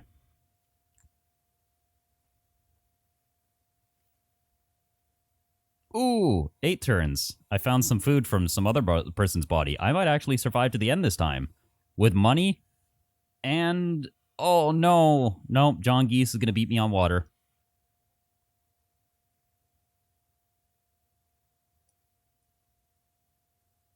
Yep, John Geese beat me. All right, so we still printed outside of the screen. The value must be greater than or equal to 0 unless that's the console's buffer size in that direction. I think we're overriding by J? Yeah, by J. So if J is greater than or equal to buffer height. Okay, and it's at the end of the game that that issue happens. So let's go down to the bottom of our main loop and see that we're not clearing too many times. We are. We're clearing way too many times. We need to clear the number of people plus, like, 2. Jeez. So I had to fix where that was being called, too. All right. Let's change our window dimensions again a little bit and see if we can go 105 by 50, maybe, right? There we go. We're still using one too many colors. And it looks like we're clearing the player information too wide as well. So let's clear the player information a little less wide. If we're going from, what is this, 63 minus, so we're going to go 40, 37 characters need to be cleared.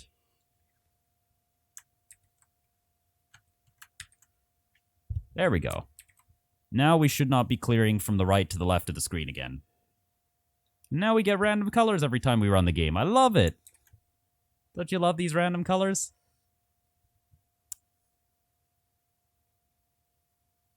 And then if I list, if I make the players list by their color on the map, then yeah, it should be it. Should be all we have to do.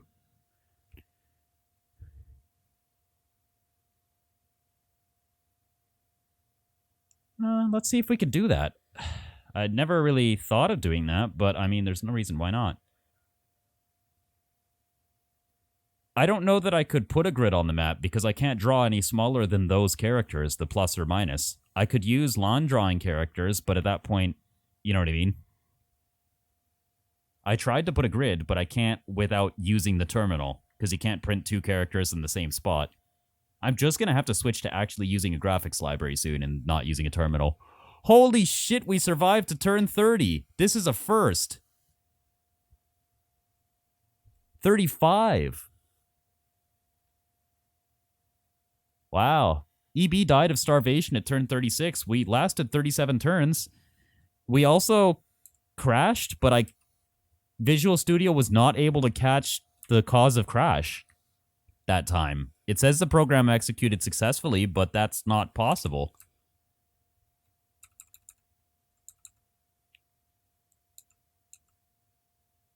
Because it would have had to print out, you know, any of this. And I have a few console.reads in the middle there. So I guess unless I pressed a bunch of extra keys, maybe.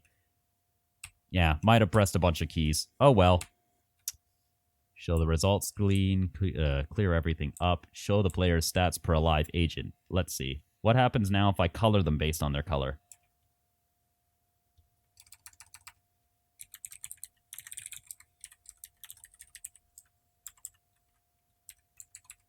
There we go. So what happens if you are your color now? Am I going to overload the console? There we go. Colors!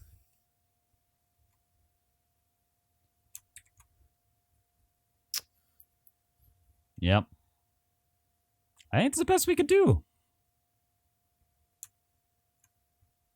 Oof, people are dying out already. It's insane.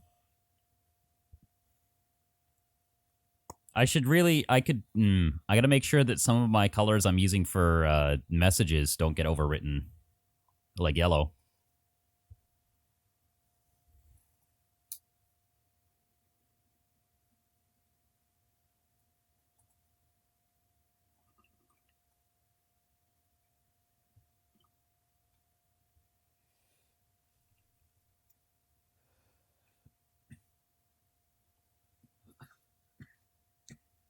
And I'm definitely going to have to get rid of the light steel blue, because that should be printed in wheat.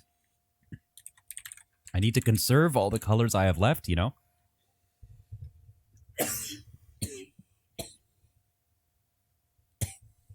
Hey, yo.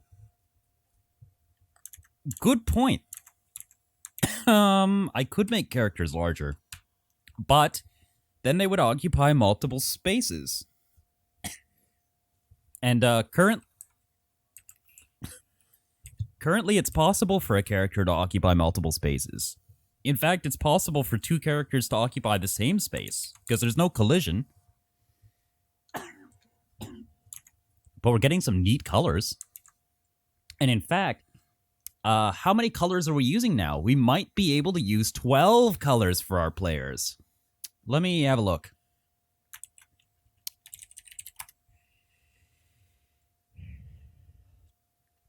All right, so we need to specifically count up all the colors we're using. We're using wheat, we're using yellow, we're using lawn green, and white. That white needs to be wheat. Lawn green, yellow, and wheat. Yes, now we can have more colors for our players. We should be able to have up to 12 colors for our players now.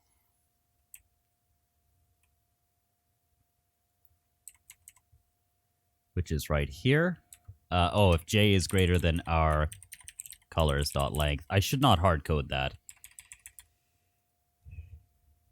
The only hard code should be up here, where I set the number of colors. Wheat, lawn green, yellow, white, black. We're only allowed 11 colors at that point. 11. Okay.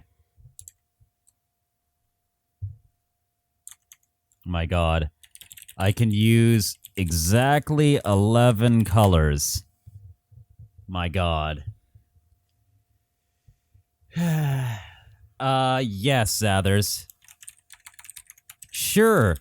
How do I build one that's not an installer? E.g., how does VS not build one? Does VS have an artifact build anywhere? Otherwise, it's an EXE in like 9 DLLs.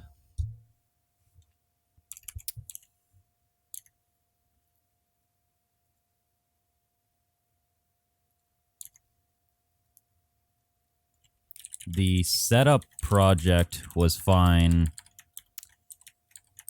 Was fine for installers, but yeah.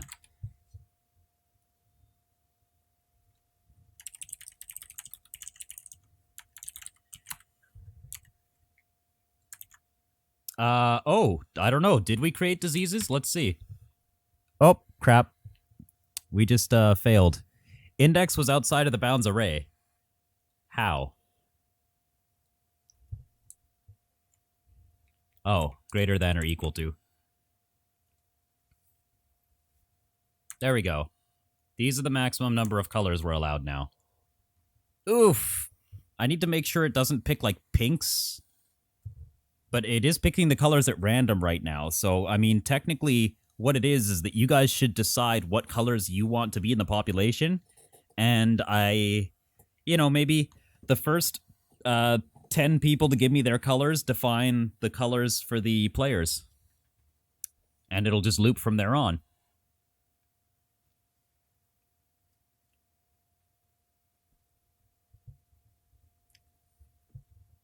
Yep. It's just gonna how it's gonna be. I don't know why exactly, but installer was the easiest thing for me to make, and I'll show you why in a moment. Let me just let this run through. I'll tell OBS to show my full desktop to you guys, and then I'll just show you in Visual Studio why I built a installer.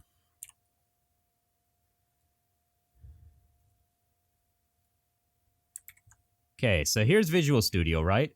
But what I did was you can now make a new kind of project.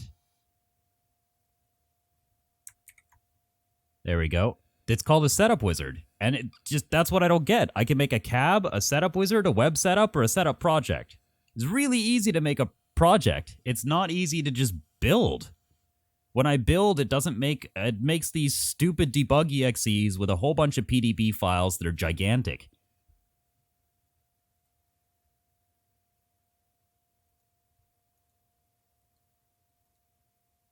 Now I know I can change my release mode up here from debug to release, or my build or whatever, but does that fix that? Does that fix all those PDBs and all the bullshit coming with it?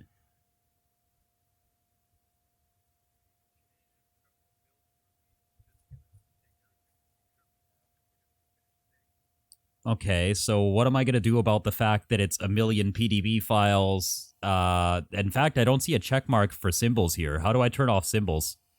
Because that's the issue, is it's distributing symbols. Yeah.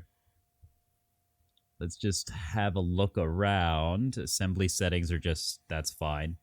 Here we go, build. So we need to change our configuration to release. That will get rid of debug.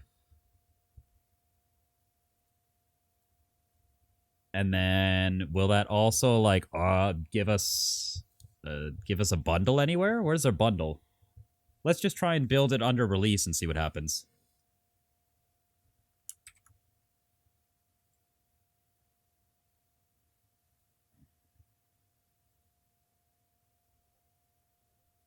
Okay.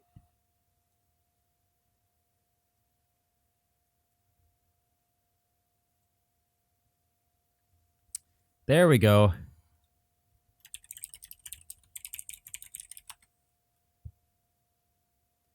Da, da, da, da, da.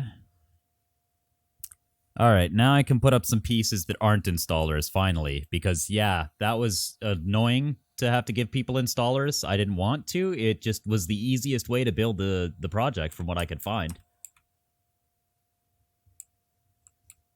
Yeah, look at this. The release folder's full of shit. There's got to be a way to make that better.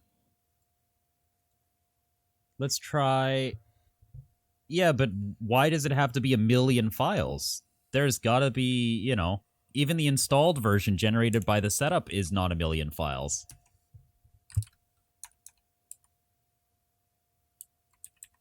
Obviously, I can put it in a zip, but that's not going to fix the fact that... oh, here, let me just show you what I see.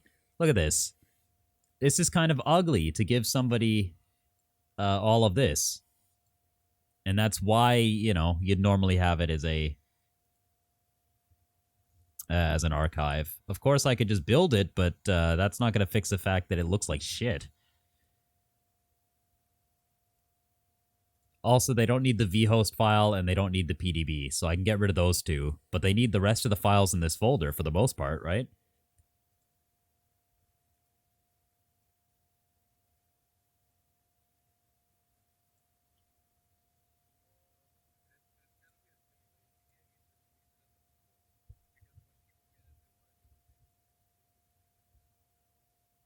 Okay, so people are going to want it extracted into multiple shit anyways, just because... I mean, I guess that's fair, right? People like to mod games.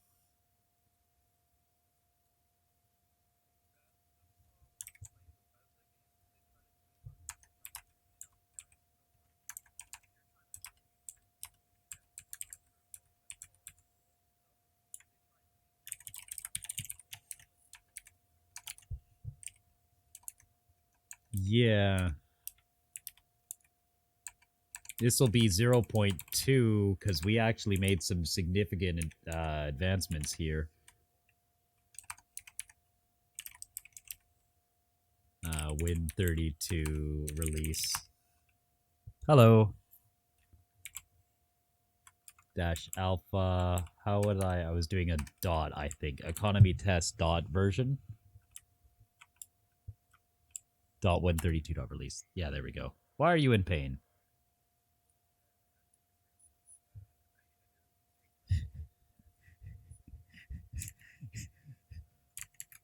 Yes, I just streamed a stream loop on 3 different service providers. Welp.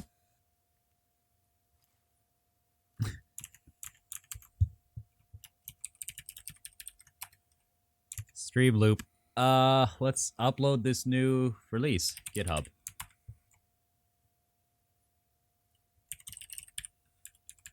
An economy, one that you don't have to install because I hate installers. I really do.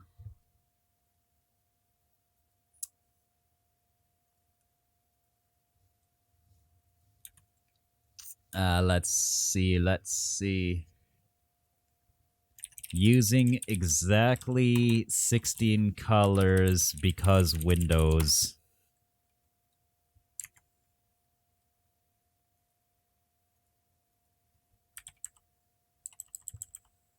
Right? And this is more colors than Windows has room for.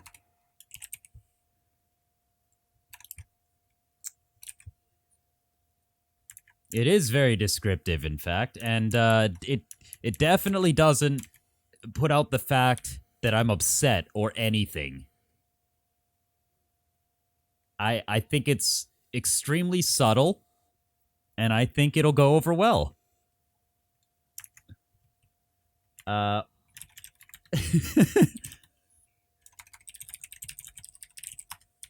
know, right? It's as if it's totally opaque. Broke Windows console repeatedly. There we go. That will make it a little more transparent, you know? What else? What did we actually add this feature? We added so many things. We, completely changed the UI. Unfortunately, I should have kept better changelogs than that. No longer an installer, ****, because yay. Although I don't even know that somebody can run this file, so, you know, we'll see. Oh, and let me get rid of the debug symbols, because you don't need those. Wait, what? Why is this a fucking zip? This is not supposed to be a zip.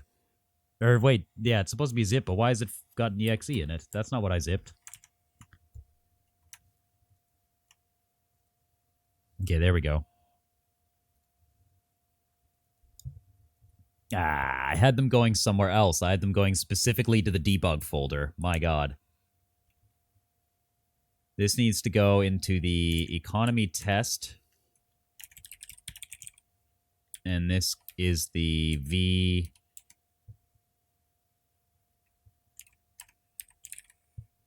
I'll just call it zip. Whatever.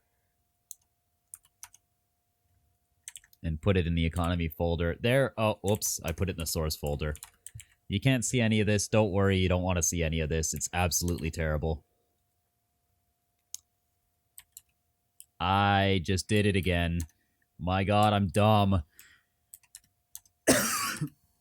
It's because my WinRAR settings were set to remember the number of files I had selected. So it kept trying to zip those same files again. Also, Discord just crashed because it does that repeatedly. Multiple times a day, Discord will restart for no reason.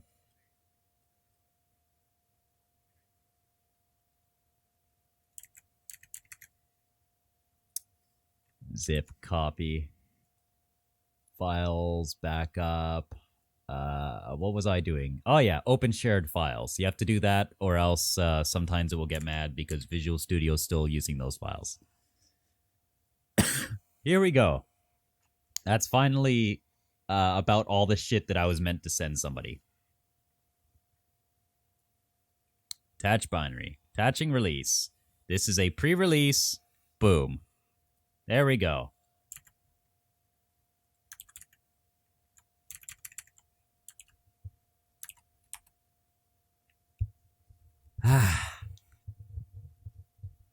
Finally.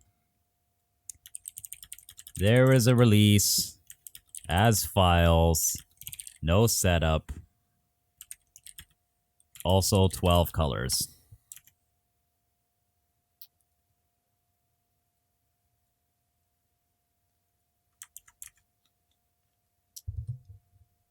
I need to update the README now because I am dumb.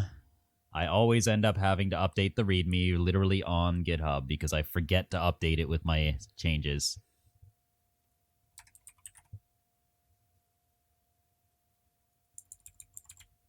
And then all of these screenshots need to change.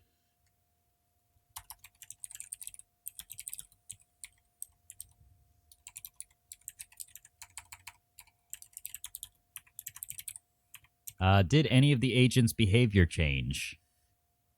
No, not really. We just did a lot of UI changes, so... Oh, actually, no, let's see. We also managed to make the map a lot bigger, so let's see.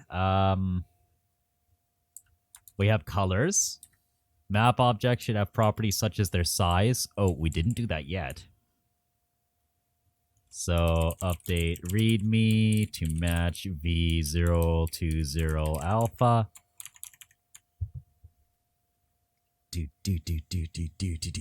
Alright, there we go. Now we just need screenshots. So let's go run it a few more times. Oh, wait, what? You're debugging a release build. What? I didn't say debug. I said just, like, run the game.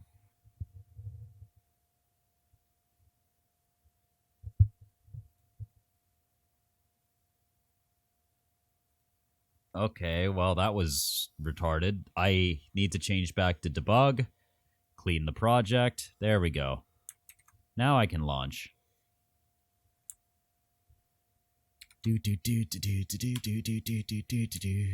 Let's get a turn. There's turn 1. Put that in notepad. Let's get a turn where some stuff happens. Probably a turn where all 3 happens. If we don't have it this run through, we'll play it through one more time. I've uploaded the release that you guys can play with now that does not have an installer. Because somebody pointed out how to do that.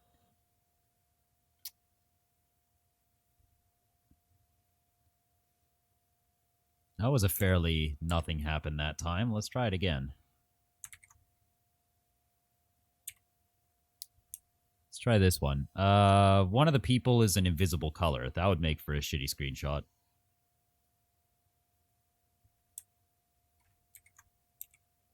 There we go. Those are all some good colors.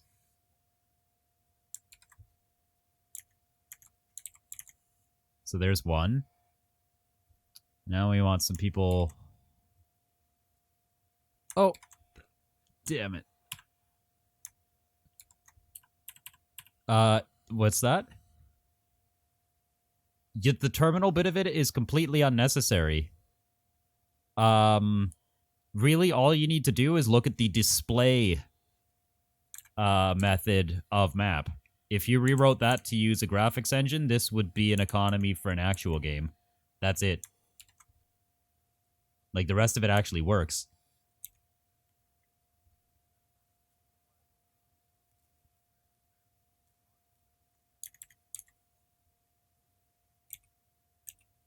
That'd be awesome. You probably can. You would just need to, and in fact, using either reflection or if I find some way to make an API, map could be extended to just be a better map. You know what I mean? Like, there'd be a 2D map, a 3D map, or whatever. Because that's how you make mini-maps and shit. You display the same information, but you overlay... you just display it different, you know? And you'd only be changing the display method, really. But yeah, in that method, that's what's called every time the map is run. And then the economy text stuff, right, is explicitly documented in program. The actual tick functions don't output much, and soon they won't output anything because tick shouldn't output anything. Most of the code that outputs is in program. Wubba Wubba Lins after 27 rounds, and we can actually see that he is the blue. We can actually see what he is for now. And Wubba Lubba is gonna be the guy on the GitHub for now, because he's going in the screenshots as the winner. Well, every time I update it, somebody has to win, right? And it's normally not the same person that won last time.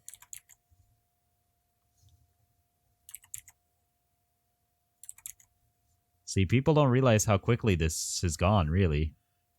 Paste. There we go. Update README. Let's check the README now. Screenshots got pretty good. Pretty good. Pretty good. Okay, that'll work. All right, so... All right. Moving camera up and down. Oh, you guys are doing projection. Draw people. So this does work now. It was just the issue is that we had a limited number of colors. So now that we know that, we're fine. And we'll just vary the ASCII of things.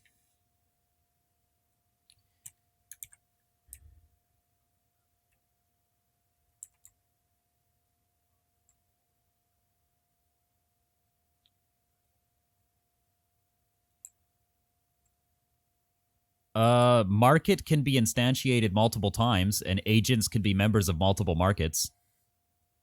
So it is possible. I can't think of any way that I've, like, hard-coded it into a corner to be a problem, right? I've tried to keep it as open as possible so that I could use it as a game economy, too.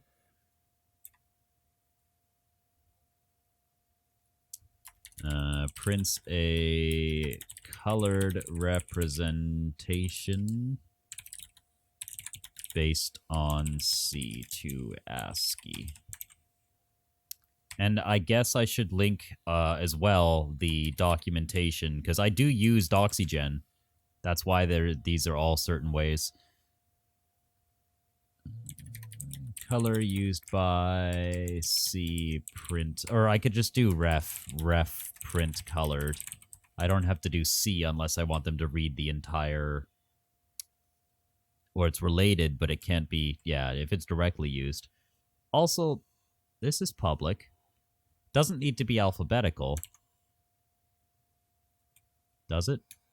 I could put it down there. Because I want to list these things together. Position should be... position I'm going to put up here. Because position is the most important. I also need to reverse this. The X should be the other way around. Position should be the thing that's real, and the X and Y should be set and received. Maybe. I don't know. We'll have to play with that. So, and then this one here was always get private set. We do need to lock some of these things down.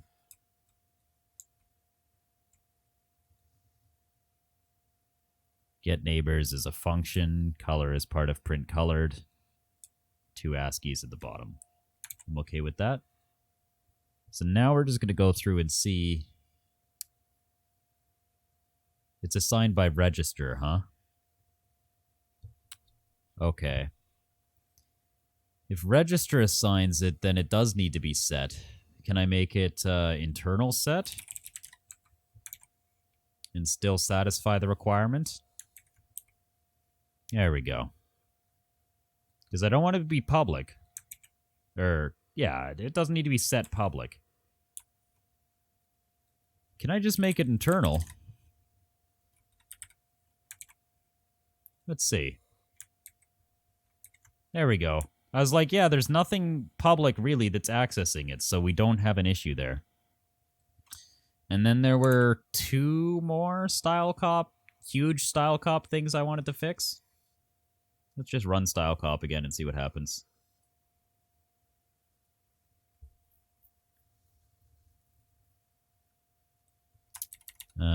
Agent's current represents our current target in target coordinate.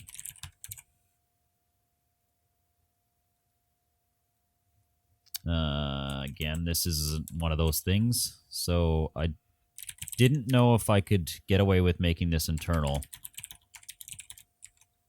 or not.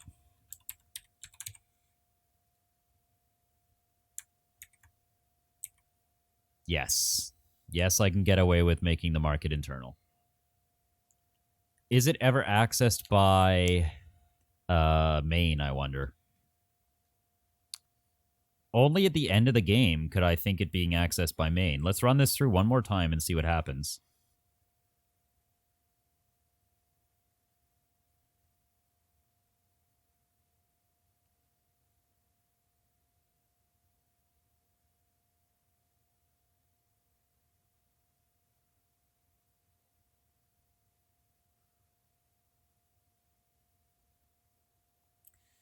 Wonder what would happen if I made the action log scroll. Ooh. That would be a funny little project, but I would be rewriting text a lot and clearing the box, and it would be flickery. I could make them disappear after a time too, but some of them just happen too quickly. I'm trying to think of ways that I could speed up the game, because right now it has a hard turn timer, without you missing events. Also, Wubba Lubba Dub Dub just lasted 31 rounds, so god damn it. He also had a fair amount of everything. He would have lasted another 15 rounds worth of food, and he was headed to loot more bodies. Alright. Do I have any more giant to-dos sitting around? Let's see. This property's documentation must say gets or sets. Gets a economy simulation we take part in, our parent. Property name must become uppercase. Must it really? For private. Okay.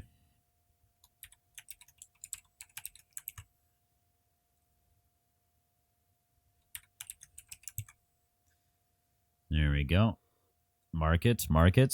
Properties documentation sus gets or sets. I see. Gets or sets economy simulation we take part in.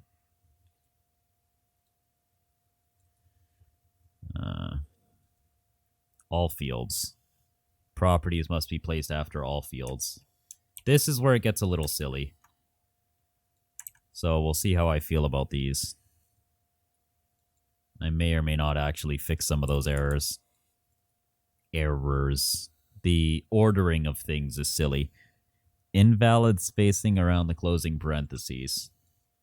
I mean, that one's a little fair. It doesn't have to be so spaced out.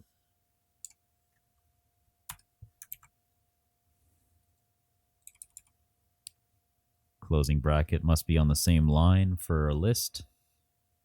That's fine. Invalid spacing here again.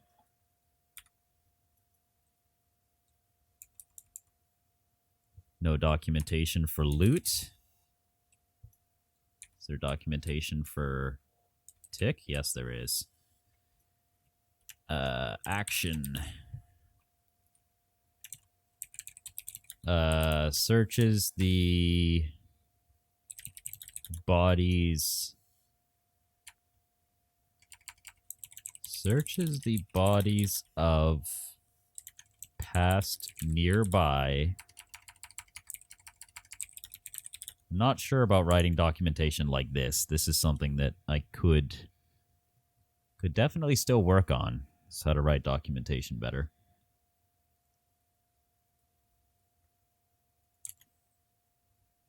Searches the bodies of past nearby and takes their ref collection. That is exactly what it does. It takes their dead agents in proximity. Dead agents. It doesn't need to be proximity even. So again here, trade action given certain trade rules. Attempt to take... Are we selling or buying? We're buying. Attempt to take items for money. So, and these are alive agents. And then search doesn't do anything yet, so it doesn't need to be documented. Actually, it probably should be documented so that I knew what to write there, but oh well. Properties must be placed after all enums. Oh, that one's fine. That one's easy enough to fix. After this one, though, do I have public properties, internal properties? So it wants internal to be down below there. It's a property, that's fine. I'm okay with that. That makes sense.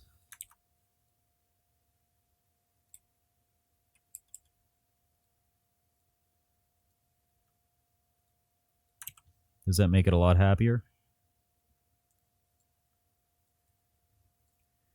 This mode... Oops. There is a multiple black line. The param tag in the documentation must match the parameters list. Is there not a param tag? There is an item name.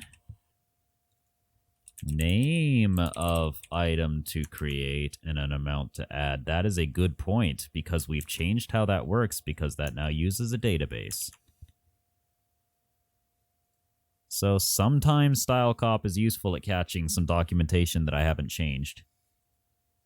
Otherwise, it's not very useful. A single line comment, am I supposed to put these comments inside the if brace, or how do you put a comment related to an if?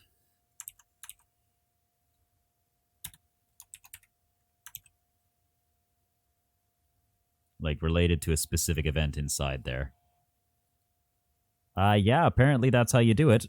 Curly brackets, that's just going to keep complaining. Private methods must be placed after all public. It's a good point, actually. To ASCII to string, those are at the bottom. But if I have a bunch of private methods, these are actions. I can have my actions at the bottom. I'm fine with that. I might group them by a region, maybe, but we'll see. Search. I really just need to print something there like this isn't... But if I can't print anything, I'm explicitly using the console. Whoa! I didn't expect that noise. That means what I think it did. No, it doesn't. I'm very confused. I haven't had Twitch alerts for such a long time that I'm actually confused. Like, I just haven't used it. Wow. Thanks to AV Docs for the follow.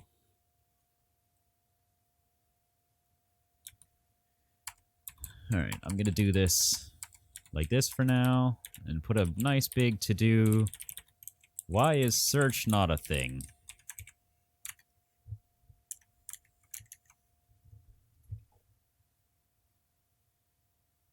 Hello, R get value. Jeez, that's a great name. I'm just going through here and trying to make Style Cop a little happier, you know? Invalid spacing, yeah, shut up about that. Item count is fine. Oh, the param is wrong. Again, this is good at catching some things where I've changed it. Because this is name of item to search for. It's a very important distinction that we used to pass an exact item to count, and now we use, we use an item as we should. This field should have a documentation reference to our random library, constant to keep seed. What's up here? Statements wrapped in a curly brace must be followed by a black line. I do not want to have to put a blank line after every getter. So please tell me there's a way around that. Is it a semicolon or... If not, I'm going to tell it to just ignore that error. Round. Field names must start with an underscore. Must not start with an underscore. Too bad. It has to. It's because that is a property with the same name. Missing param tags entirely. Agent, again, item name. Name of item. Name of item to create.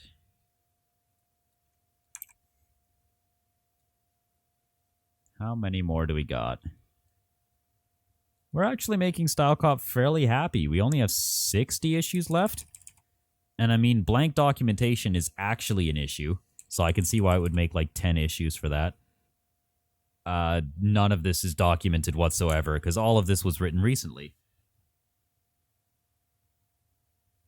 I don't know. Maybe this could be Steam even. I mean, it's turning into a bit of a game, but I would never really thought of it as a game. I thought of it just as a learning project. It's just getting to be interesting. Path to our SQLite database. SQL. Helper method to get a connection to the database. Returns unopened connection to database. You explicitly have to open and close it yourself. Then here, quantity, number of items represented. And then, do I really need to document constructors? Yes, I do. Initializes. It has a very specific thing that they want you to type. So let me just copy-paste it. This one here, right? No, what's here? The properties documentation name must say gets. I mean, sure, that's fair.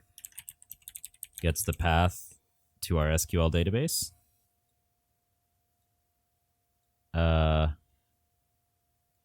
Gets a connection to the SQLite database. Welcome back. All properties must be placed after all fields. Okay, fuck off. I'm not doing that. Here we go. This is the very specific text that I have to retype. I hate when it does this. The documentation text within the constructor summary tag must begin with the text initializes a new instance of the C item class. What did I do? Item. There we go.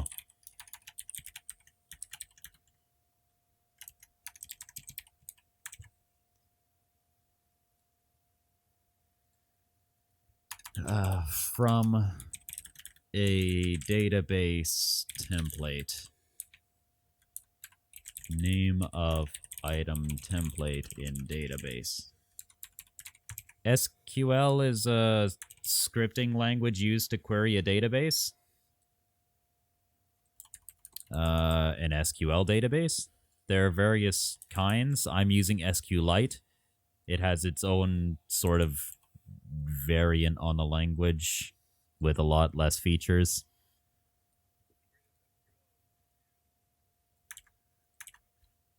SQLite is a flat file. It's a single file that you open, and it is a database. SQL, like the actual MySQL, makes a data directory with a whole bunch of files in it. It stores it a little differently on disk. I'm gonna get upset. It wants the constructor where? All methods and all properties. Yeah, he just sort of asked what it was.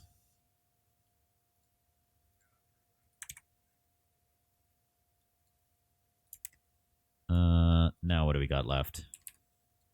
There we go. All methods must be after all properties. There we go. Just be like, if you want to store or retrieve information, you might use a database. Right. We can get rid of this comment now. Yeah, something has to host it, but for SQLite, there's no hosting involved because it's a file that you just open. Represents the structure of data in our SQLite table item templates. There we go. Now have I made StyleCop happy? Well, with a blank line, I'm not going to make it happy. Invalid spacing around a parentheses. That's not going to make it happy. A documentation must be preceded by a blank line. Fair. Nothing is documented here. Too bad. It's a database. All internal properties must be after all publics.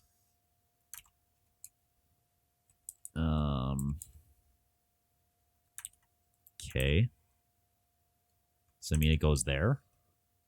Unless it meant just properties, in which case it would be the second thing. But that would be silly.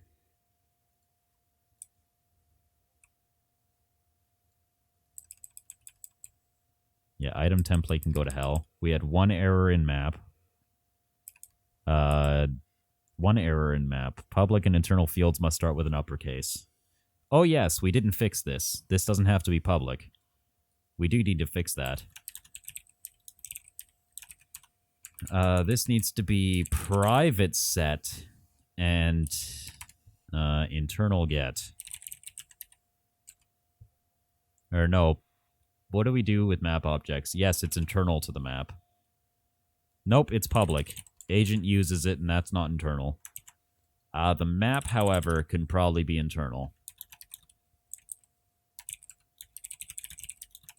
And is not set by anybody. So let's run it and make sure that these two little privacy changes here haven't killed function.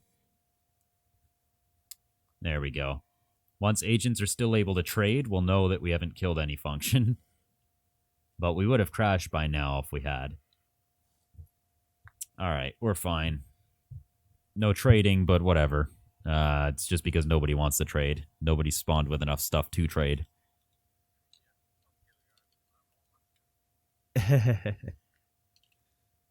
Oh man, people are just... Wubba Lubba will not leave Big Hoss' body at all. He just, every turn, he's just found the body, the same already looted body. He's just standing over your body permanently. Oh, Wubba's now standing. 3 people are standing over people's bodies. So, do they move ever? Yes, they do move. Okay, but there's a long time they spend over a dead body. That's interesting. I wonder if I can reduce that any. Also, nobody won, because 2 people died on the last turn. I'm using 1 too many colors right now. I reset the foreground color, but I'm okay with that. Let's see. Item.cs. Map.cs. What's up? The properties documentation must say gets. Okay. Gets. Actual map data. Property must begin with an uppercase letter. I don't know that that's possible in here. All internal properties must be placed after publics. That's easy. What else? The properties documentation text must say gets. It gets list of objects we draw on the map. All properties must be placed after all constructors. Interesting.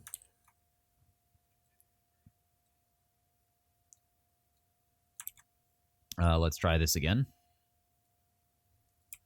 Scroll down to map. Only 1 error left in map, which is that property names begin with an uppercase letter, and I can't fix that one right now. So documentation must begin with gets. Gets position on map. Gets coordinate. I can't repeat the word in its word. That one cannot be fixed. Gets or sets the parent. Sim the map, the map, the world we are on. Because there could be multiple worlds being simulated at once, too. So things are only aware of the one that they're on.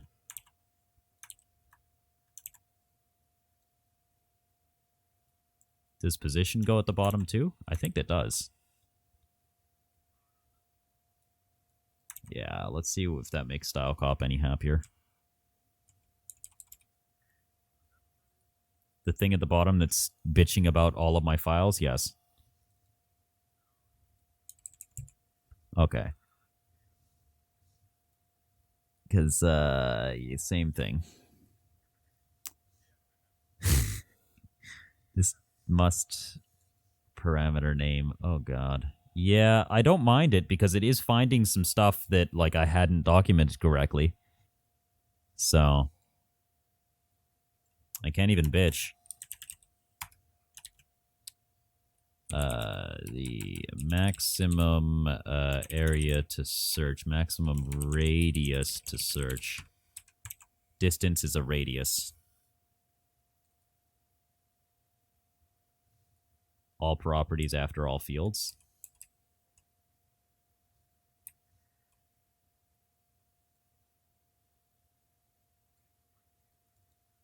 I'm going to ignore the properties and fields one. Okay, you can go fuck yourself, Visual Studio. Incorrectly spelled words, colored and ASCII.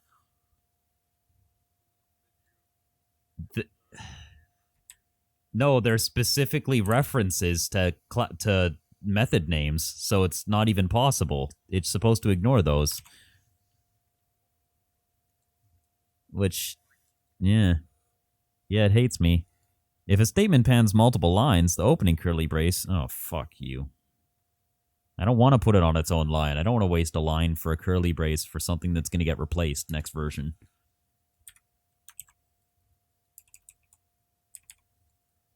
And now the thing that says you can't have inline comments because they're bad. I'm going to ignore that.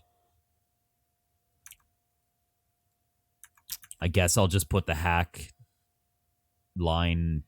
I can't put it after the code that it does. I'll put it before the code.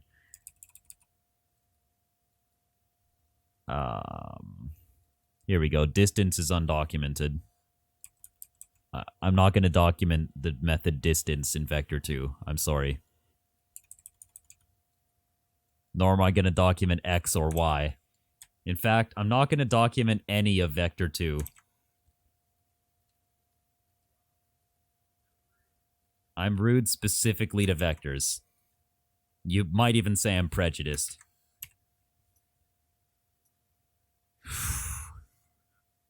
You cool with that? You're cool with racism against, what was it? I don't even remember. I'm black. I ain't even mad. No. It's aight. Man, I'm alive right now. 3 food. I'll be mad in a moment when I die. Yeah, I'm dead. Now I'm mad. All right, who we left with? We're left with Geese, Haas, Scythe, Sad Cloud, and Vasic. Just Vasic left. He wins. Round 25. Damn it.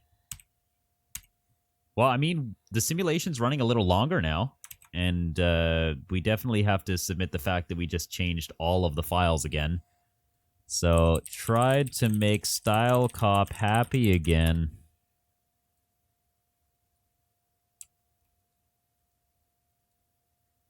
I'm glad that I built before doing that.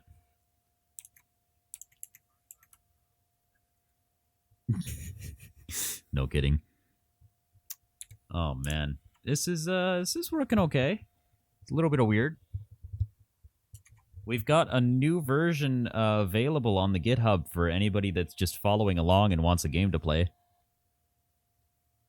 I'll link it in the chat, the new release. There's nothing to play there, really. No. Throw it in the bin!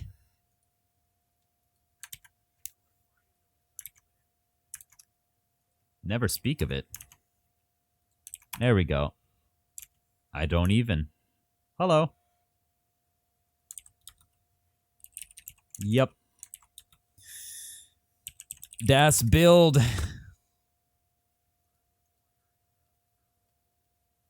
After all we've been through.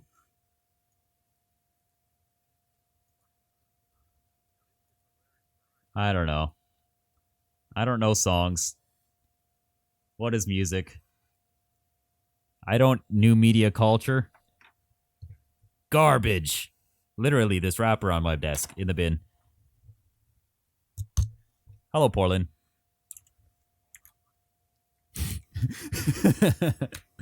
Oh, we might offend somebody now. Not me. Nah, you definitely care a lot. Nah, here we go. It's the biggest worry. So I realize our world's built out of none. I never actually made a single tile in the world out of ground. Yeah. The best around. All right, so what do we actually need? And happiness for everyone? I don't know. Oh, here we go. I've got these nice red and purple commands asking me what I'm doing here, and I don't know how to answer them yet.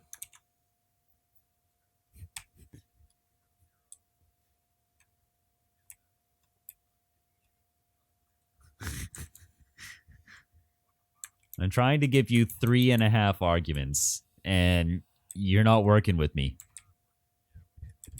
Well, whatever happened to barter?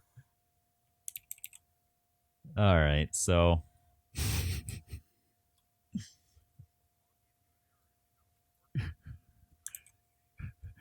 I'll throw an exception.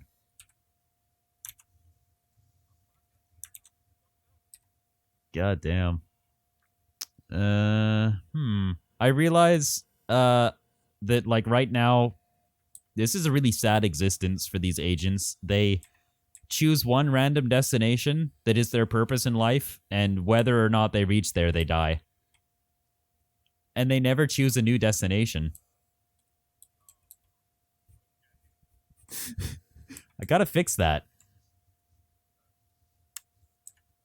It's because our distance to our destination is never less than 2, because I'm on a perfect grid where you can't move diagonally. Should I allow people move diagonally? That would literally double the movement speed.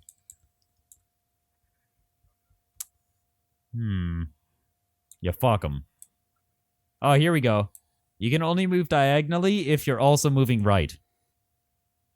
I'll make right a free movement. Well, what direction do we want? What direction are they currently too much in? And I'll make the other direction free to fix it. This is how you fix bugs, right? It looks like people are too heavily concentrated in the map. I think they should be outside the map. Well, I'm thinking outside the box here, you see? Yeah. Unfortunately, they would draw outside the box. And they would start attacking all of your literal death. Yeah, it's bad. I'm ashamed. But it's alright. We're looting bodies. 8 bodies per turn are looted. Murder economy? Wow. Big Hoss wins. Only to die 2 rounds later.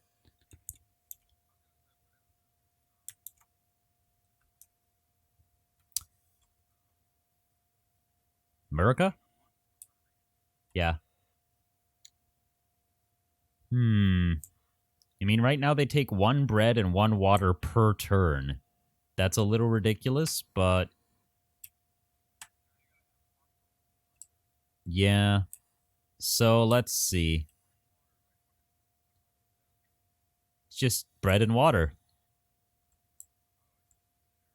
They're food, water, and wealth. Oh no, they are real, which is a really fucked up type that exists only in SQLite and pretends to be a float, a double, or an int based on the amount of precision that could be kept.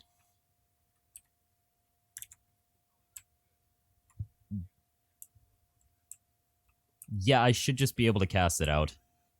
But they shouldn't, like, eat 0.5 food. That's the thing, because you can't trade 0.5 food. So I could just make the food last more than a turn. Like, you don't need to eat every turn, do you? Well, maybe you have to eat every turn. Do you have to drink every turn?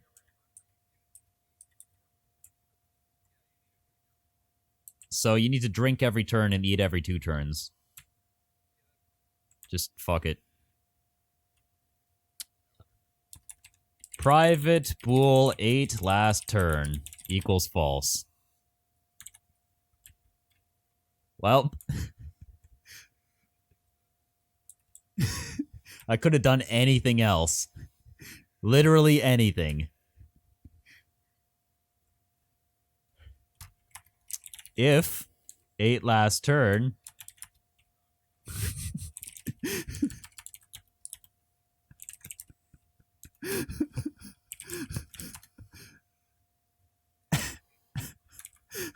There we go.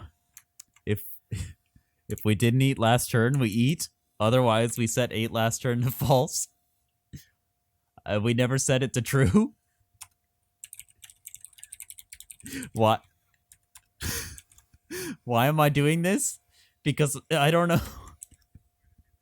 Yeah, I could have had a hunger meter. I could have had a Moodle system. I could have had attributes. I could have had anything.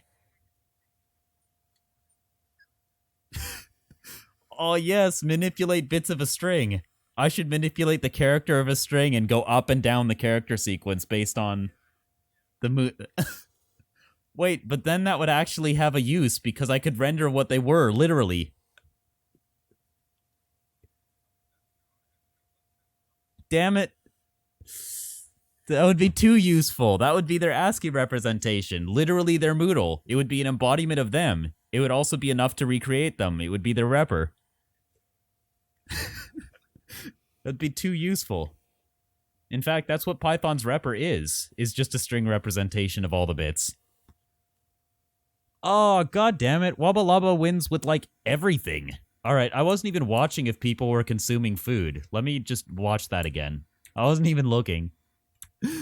I was just, like, watching the pretty colors happen. Alright, here we go. Yeah, there we go. Every 2 turns, people consume food. Every turn, people consume water. That works. Everyone starts with between 6 and 30 of water and food. Yeah, it's arbitrary. Nope, you trade. Because the one with the most trades. If you have more than 10, you'll give it away. If you have less than 5, you want it. The trade rules are pretty arbitrary, too.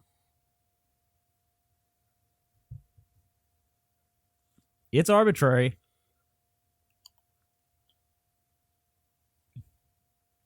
I can't find a better way to do it yet, other than random. What's going on here? And then I'll get rid of this bool so that people stop having repressed memories or whatever you want to call it. Definitely not good things happening with this bool. I'm watching if Human Supremacist or Wubba Lubba can find some new... Okay, well, Human loses. He has no water. He has all the food, but no water.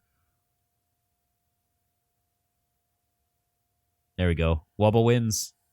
Turned 39, though. That's incredible. He lasted a while.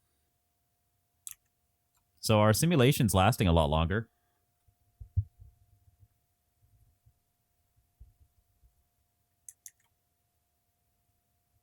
It's, maybe you could call it like an Oregon Trail kind of thing, but like a dwarf fortress. kind of thing at the same time. I don't know. Let me just get rid of this disgusting Boolean.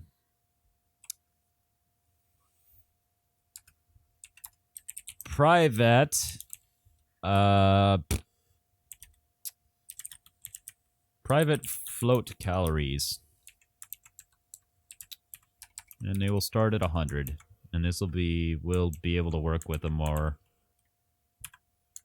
8.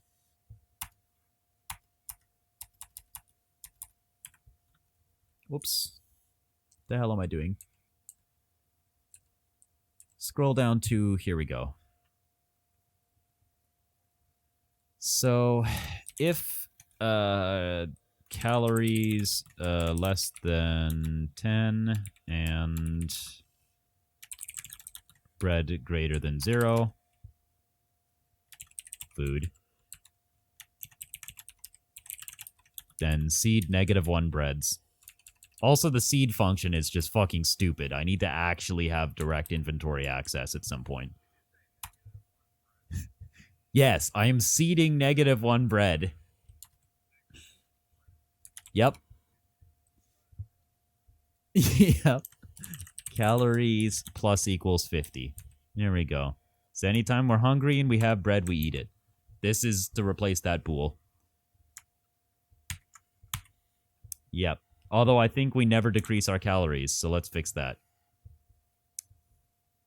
So if we're alive, because if we're not alive, then whatever.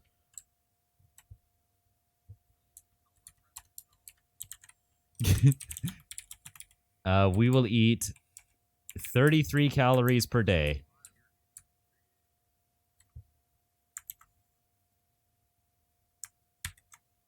Why am I using arbitrary numbers? Because I want the fucking, I want the food eat rate to be not just exact. We'll see. Yeah? You take all their stuff. That's how loot works. Yeah. If you find somebody that you can't trade with, you take their shit. Good point. Food on a dead body should rot. We haven't had anyone on the simulation. Yeah, we haven't had anybody live longer than 20 turns before today. So it didn't matter. But now that people are living to 35 turns, holy shit. That's like a century. Well, if you're looting dead bodies, you should get diseased meat.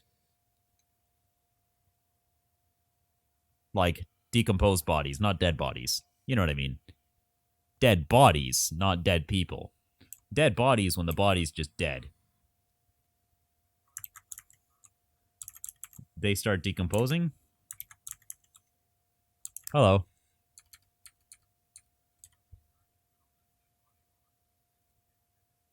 Okay. Yeah, the water's fine. Water's water. It's assumed that it's in a container. Yeah. The breads, I mean, they're in a cloth, but they'll still die.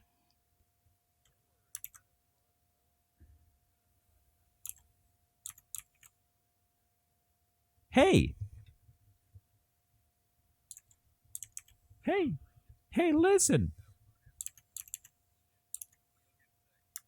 There's no, there is an idea for Moodles, but we do need sickness, eventually.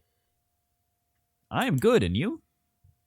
There's very few people that talk out of the, it says it's 20, I mean, sure. But 3 people talk. This probably doesn't have to be public. That was a good point. In fact, I wanted to make it private, but I couldn't. So let's see if I can make it internal. Maybe I can get away with that. Nope. Cannot be used in this context. So I need it to be public. It has to be public. But it can be private set. Nope. I'm setting it not publicly either. Wait, why am I doing that? That should be done in markets constructor. God damn it. Market doesn't have a constructor. What was I doing? What's a constructor, guys?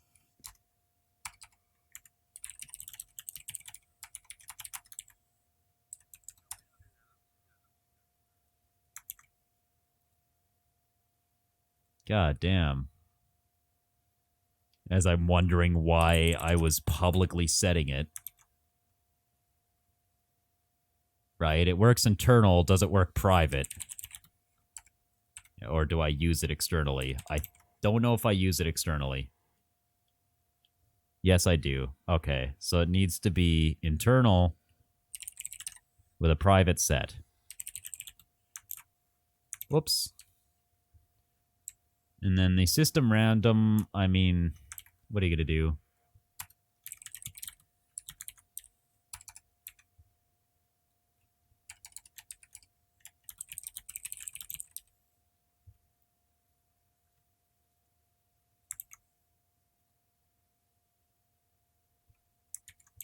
There we go. Let's see what happens now.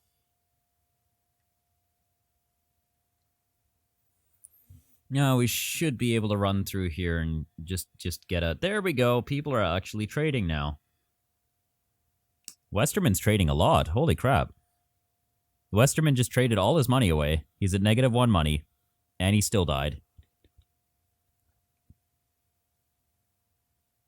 Huh. Are people currently limited to 1 trade per turn? I'm gonna have to check on that. Yeah? The internet is hate? Well, it's 1 trade per participant per turn. So if all the people were together and not so spread out. John Geese won. Holy shit, John Geese would have lasted forever. He literally had 100 food and 100 water. Well.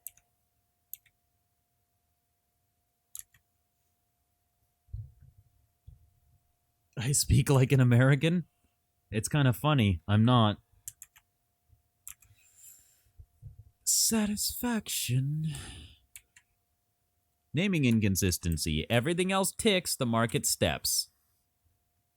I gotta fix that at some point.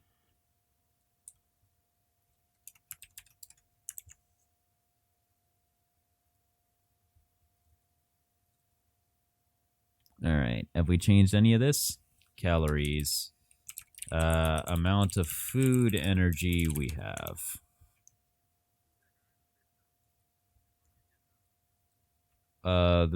The guy that made me the hat?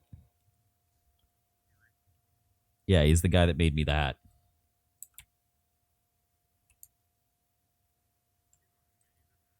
Yeah, he made me the hat.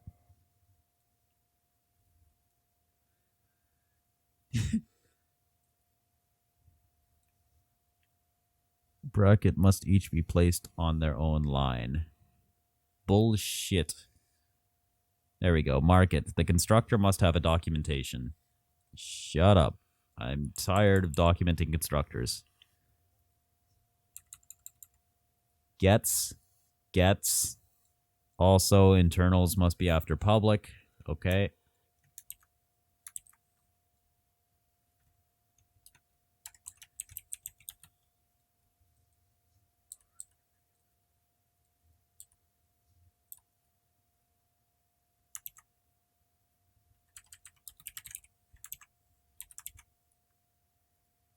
Gets.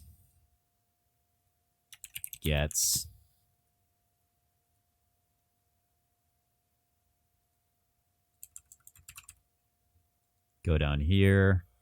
Round. Field must be an underscore. Blah, blah, blah. Item.cs we know is upset for its own reasons. I'm not going to fix it. Wait, what? Some of these... Oh, wait. It's because it's undocumented. That's fine. I'll come back to that one. Item template was the one that was fine. I definitely need to fix... Maybe I can make this one uppercase. Parent. Because I don't know how many places I'm even using that. If anywhere. 2 places. Wow.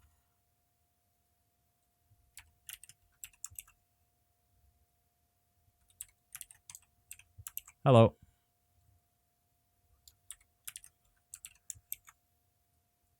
I don't know. Your internet hates. Your ISP is the worst. And yeah. All right. Is Style Cop happy yet? No, it is not. It is not happy because of everything. Okay. We made it happier. Whatever. Save everything again. Commit it to GitHub.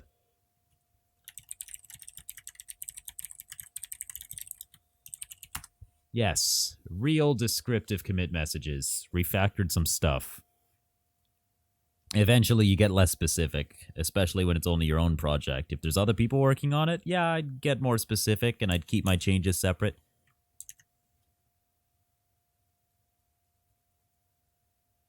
Ah, that makes a little bit of sense, yeah.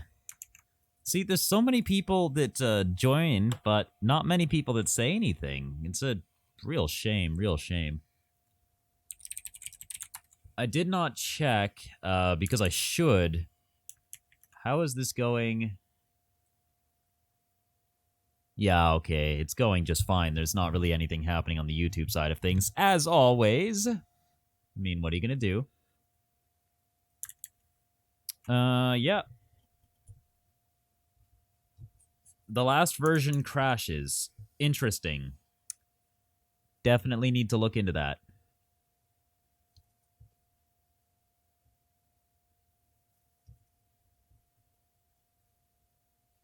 Can I add... Oh, somebody on YouTube asked if they could be added. Yes. Why not? We do just add people at random. That's sort of how this works. If they're still there. Maybe. What was I looking for? Besides the fact that I need to rename the broadcast, holy crap.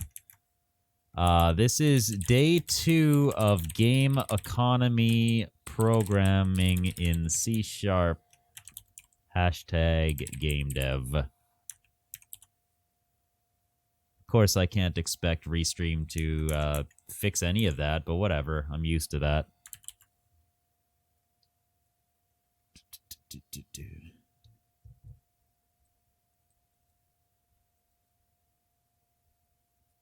Oh, you're on 2 of the stream sites, huh? Ah. So the latest version crashes. I should rebuild a new version then, if that's the case. Because I've fixed a lot of the stuff in this version. Hopefully it will build a little better. I know that one of the things is the console window has to be big enough, and I'm using a fairly small font because of that. So, let me see. Just go to releases, and I can build one more version. I should probably add a bit of error detection that handles small consoles, too. Whoops, continue debugging. Because I notice if the console's too small, you should crash, right? Yeah, technically if the console's too small, you will crash. Let's see.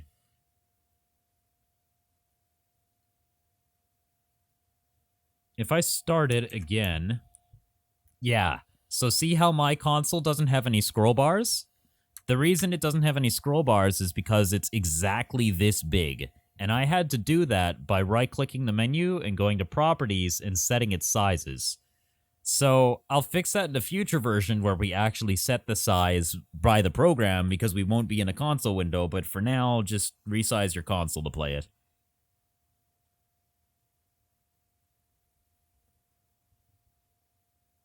Okay, here we are. So we are now testing. We're turn 17. We're going through fairly quickly. Wubba lubba dub dub. Surviving.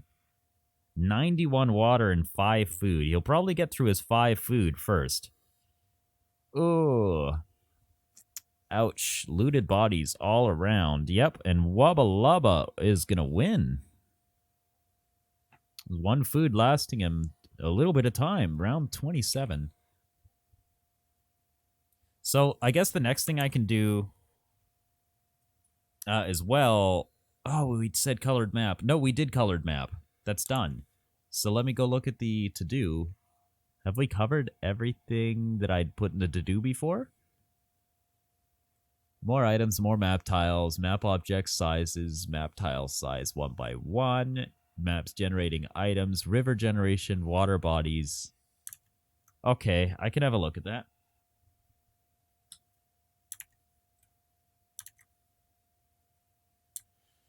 Water bodies. What would I do for a water body? Well, first we're going to need a map tile water. Water. And the wall will be called border, non-border water. And then we're going to get a few errors because we just changed the name of an enum. There we go. 3 places, 4 places. It's not defined. That's fine. Where do we actually... There's the error list. Definition wall. This is border. Ground was never assigned, so let's not put that there. Wall, border. And then 1 place. Again, wall is border.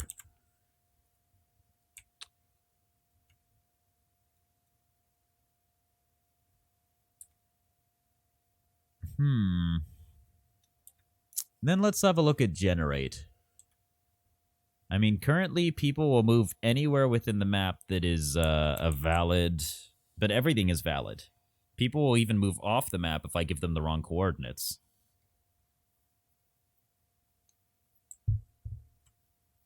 So we've just lucked out where nobody's gone out before, but it's possible.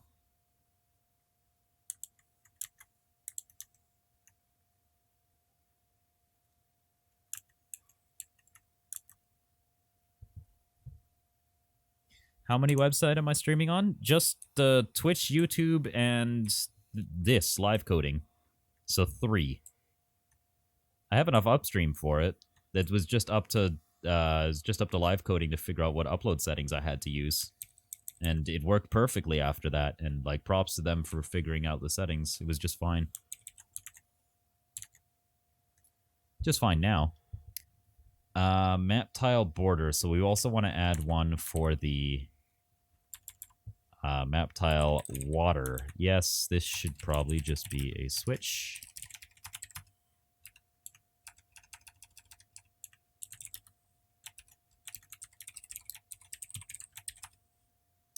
Return this.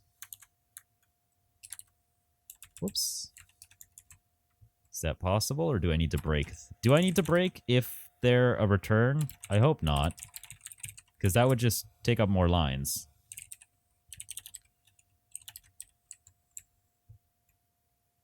Sweet. I can have a bunch of shorthand cases. Water will actually use line drawing characters in a moment and some raster fonts. We're using equals and plus and minus for the characters, so let's use... See, I liked how Dwarf Fortress had the depth of the water, but we don't have tile depth. So water at the moment is just any sort of impassable terrain that'll be blue. I guess that doesn't make water a tile then. That makes water a map object because I don't have any definition of tiles. I need to make tile definitions. That's what I need to do. Yeah. Tile definitions happening next. That's definitely required so that we can have features. Because right now it's a blank map, which is fine for, you know, my little ant farm, but otherwise it's not great. Man, people are buying water from me.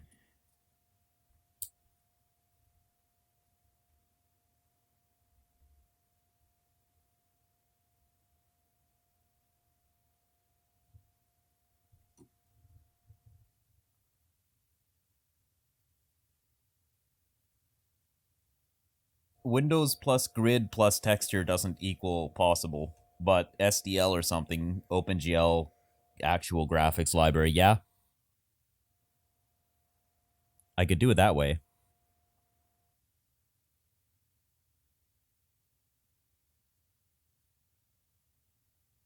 Yeah, exactly. This was meant to just be a little console test, so past that, it's going to get out of scope. Let me see.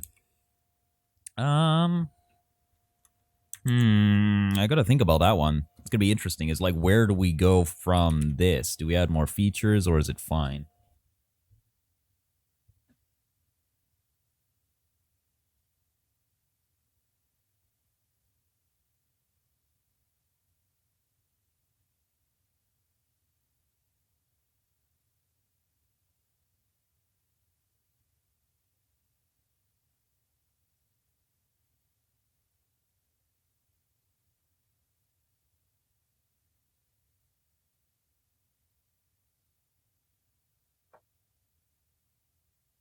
Okay. Here's what we're gonna do.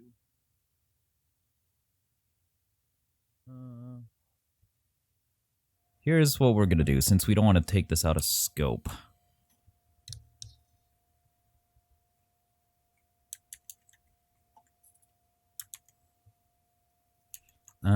Yeah, the frame rate is pretty high for this side, I think, because normally they only allow 10. But you can do whatever you want as long as it's 1300. It says 1500, but you really have to do 13. Let's see, I could add more items, but they wouldn't really matter other than listing under your thing. And I don't really... Do I have any more space to print character information? I have space for events again. I don't have space for more player information, so no. I don't have space for anything. It really is just going to have to be graphics past this. I mean, let's look at what SDL for Windows C# would be, if that's even... C# SDL, Sharp DL. CLS compliant .NET bindings to the SDL gaming library. High level access to audio, keyboard, mouse, joystick, TrueType fonts, image fonts, sound mixing, MPEG-1 videos, and a 2D video frame buffer. Okay, why would I use this and not any real graphics library? Is there a particular reason? It also was last maintained back in 2012. Okay. The actual libSDL. What's that?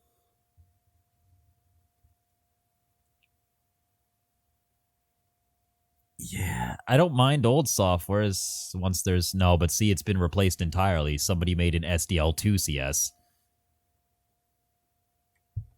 SDL2 under zlib release. This was done in middle of 2012 by the looks of it. It only has image, mixer, and TTF, though. So we still need more information even to use this one. And he only made 2 versions back in 2013. Alright, so C# simple graphics.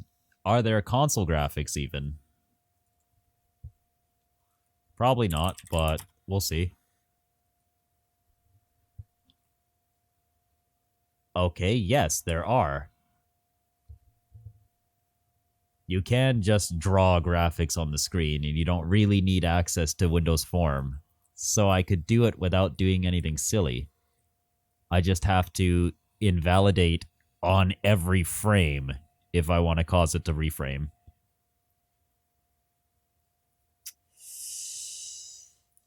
I mean, yeah, I'll copy this guy's example and quote it. That looks interesting.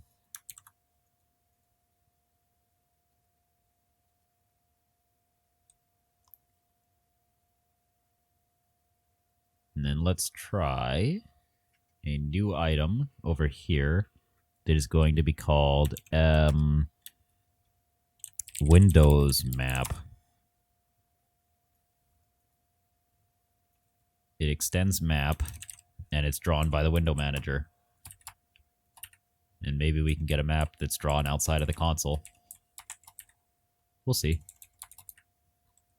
So I'm going to first have a look at what he did. He had to make a form. A lot of imports. Oh boy. Hopefully I don't need them all.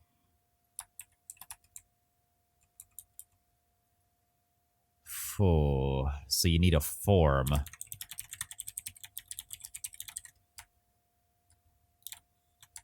Also, form is not... Of course, form is not a reference because I'm not using graphics, so how do I implement it?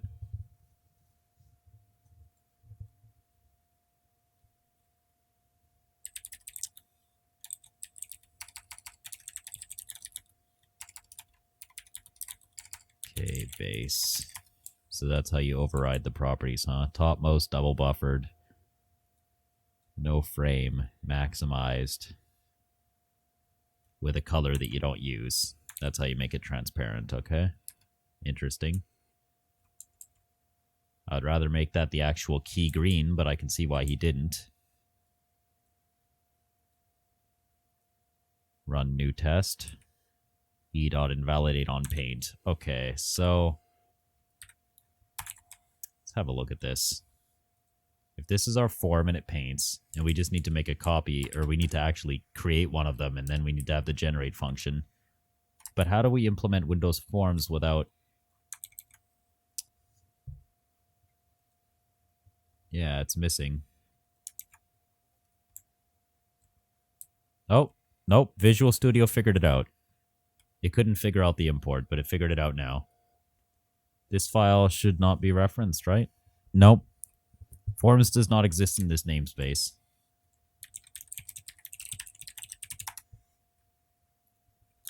In console application, how do you access? Can't use Windows Forms in a console application. Do you just reference it?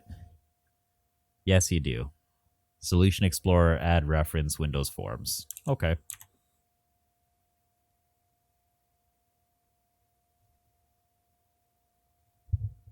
Where's actually the add reference button?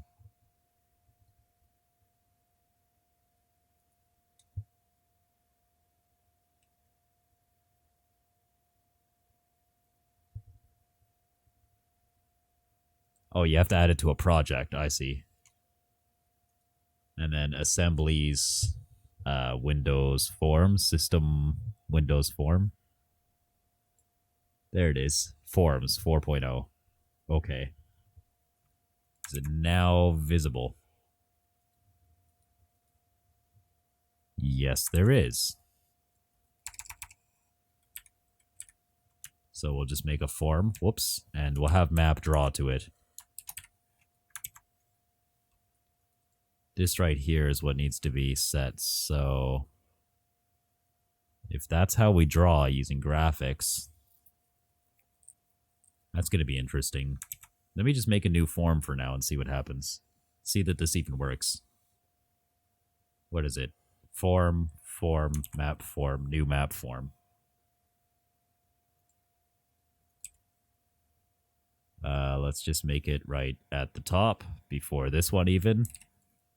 There we go. So we ignore our main program entirely.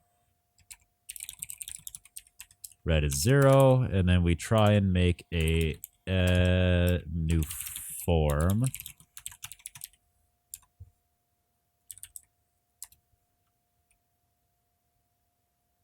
Does it just work at that point?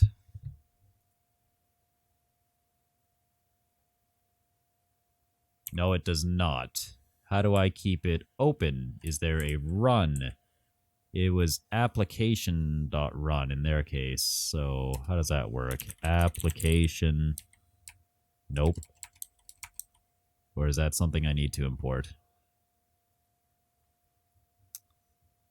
That. Form. There we go. It does need to be opened. It looks like it drew once and then crashed.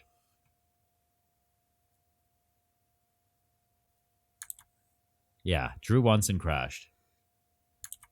Okay, so it's possible. I mean,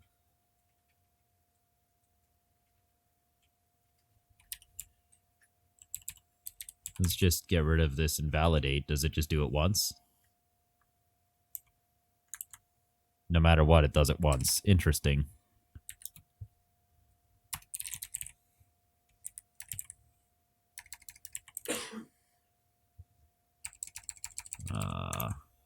I'll have to figure out Windows Forms past that, which kind of sucks, but oh well. That means I can just draw on it now.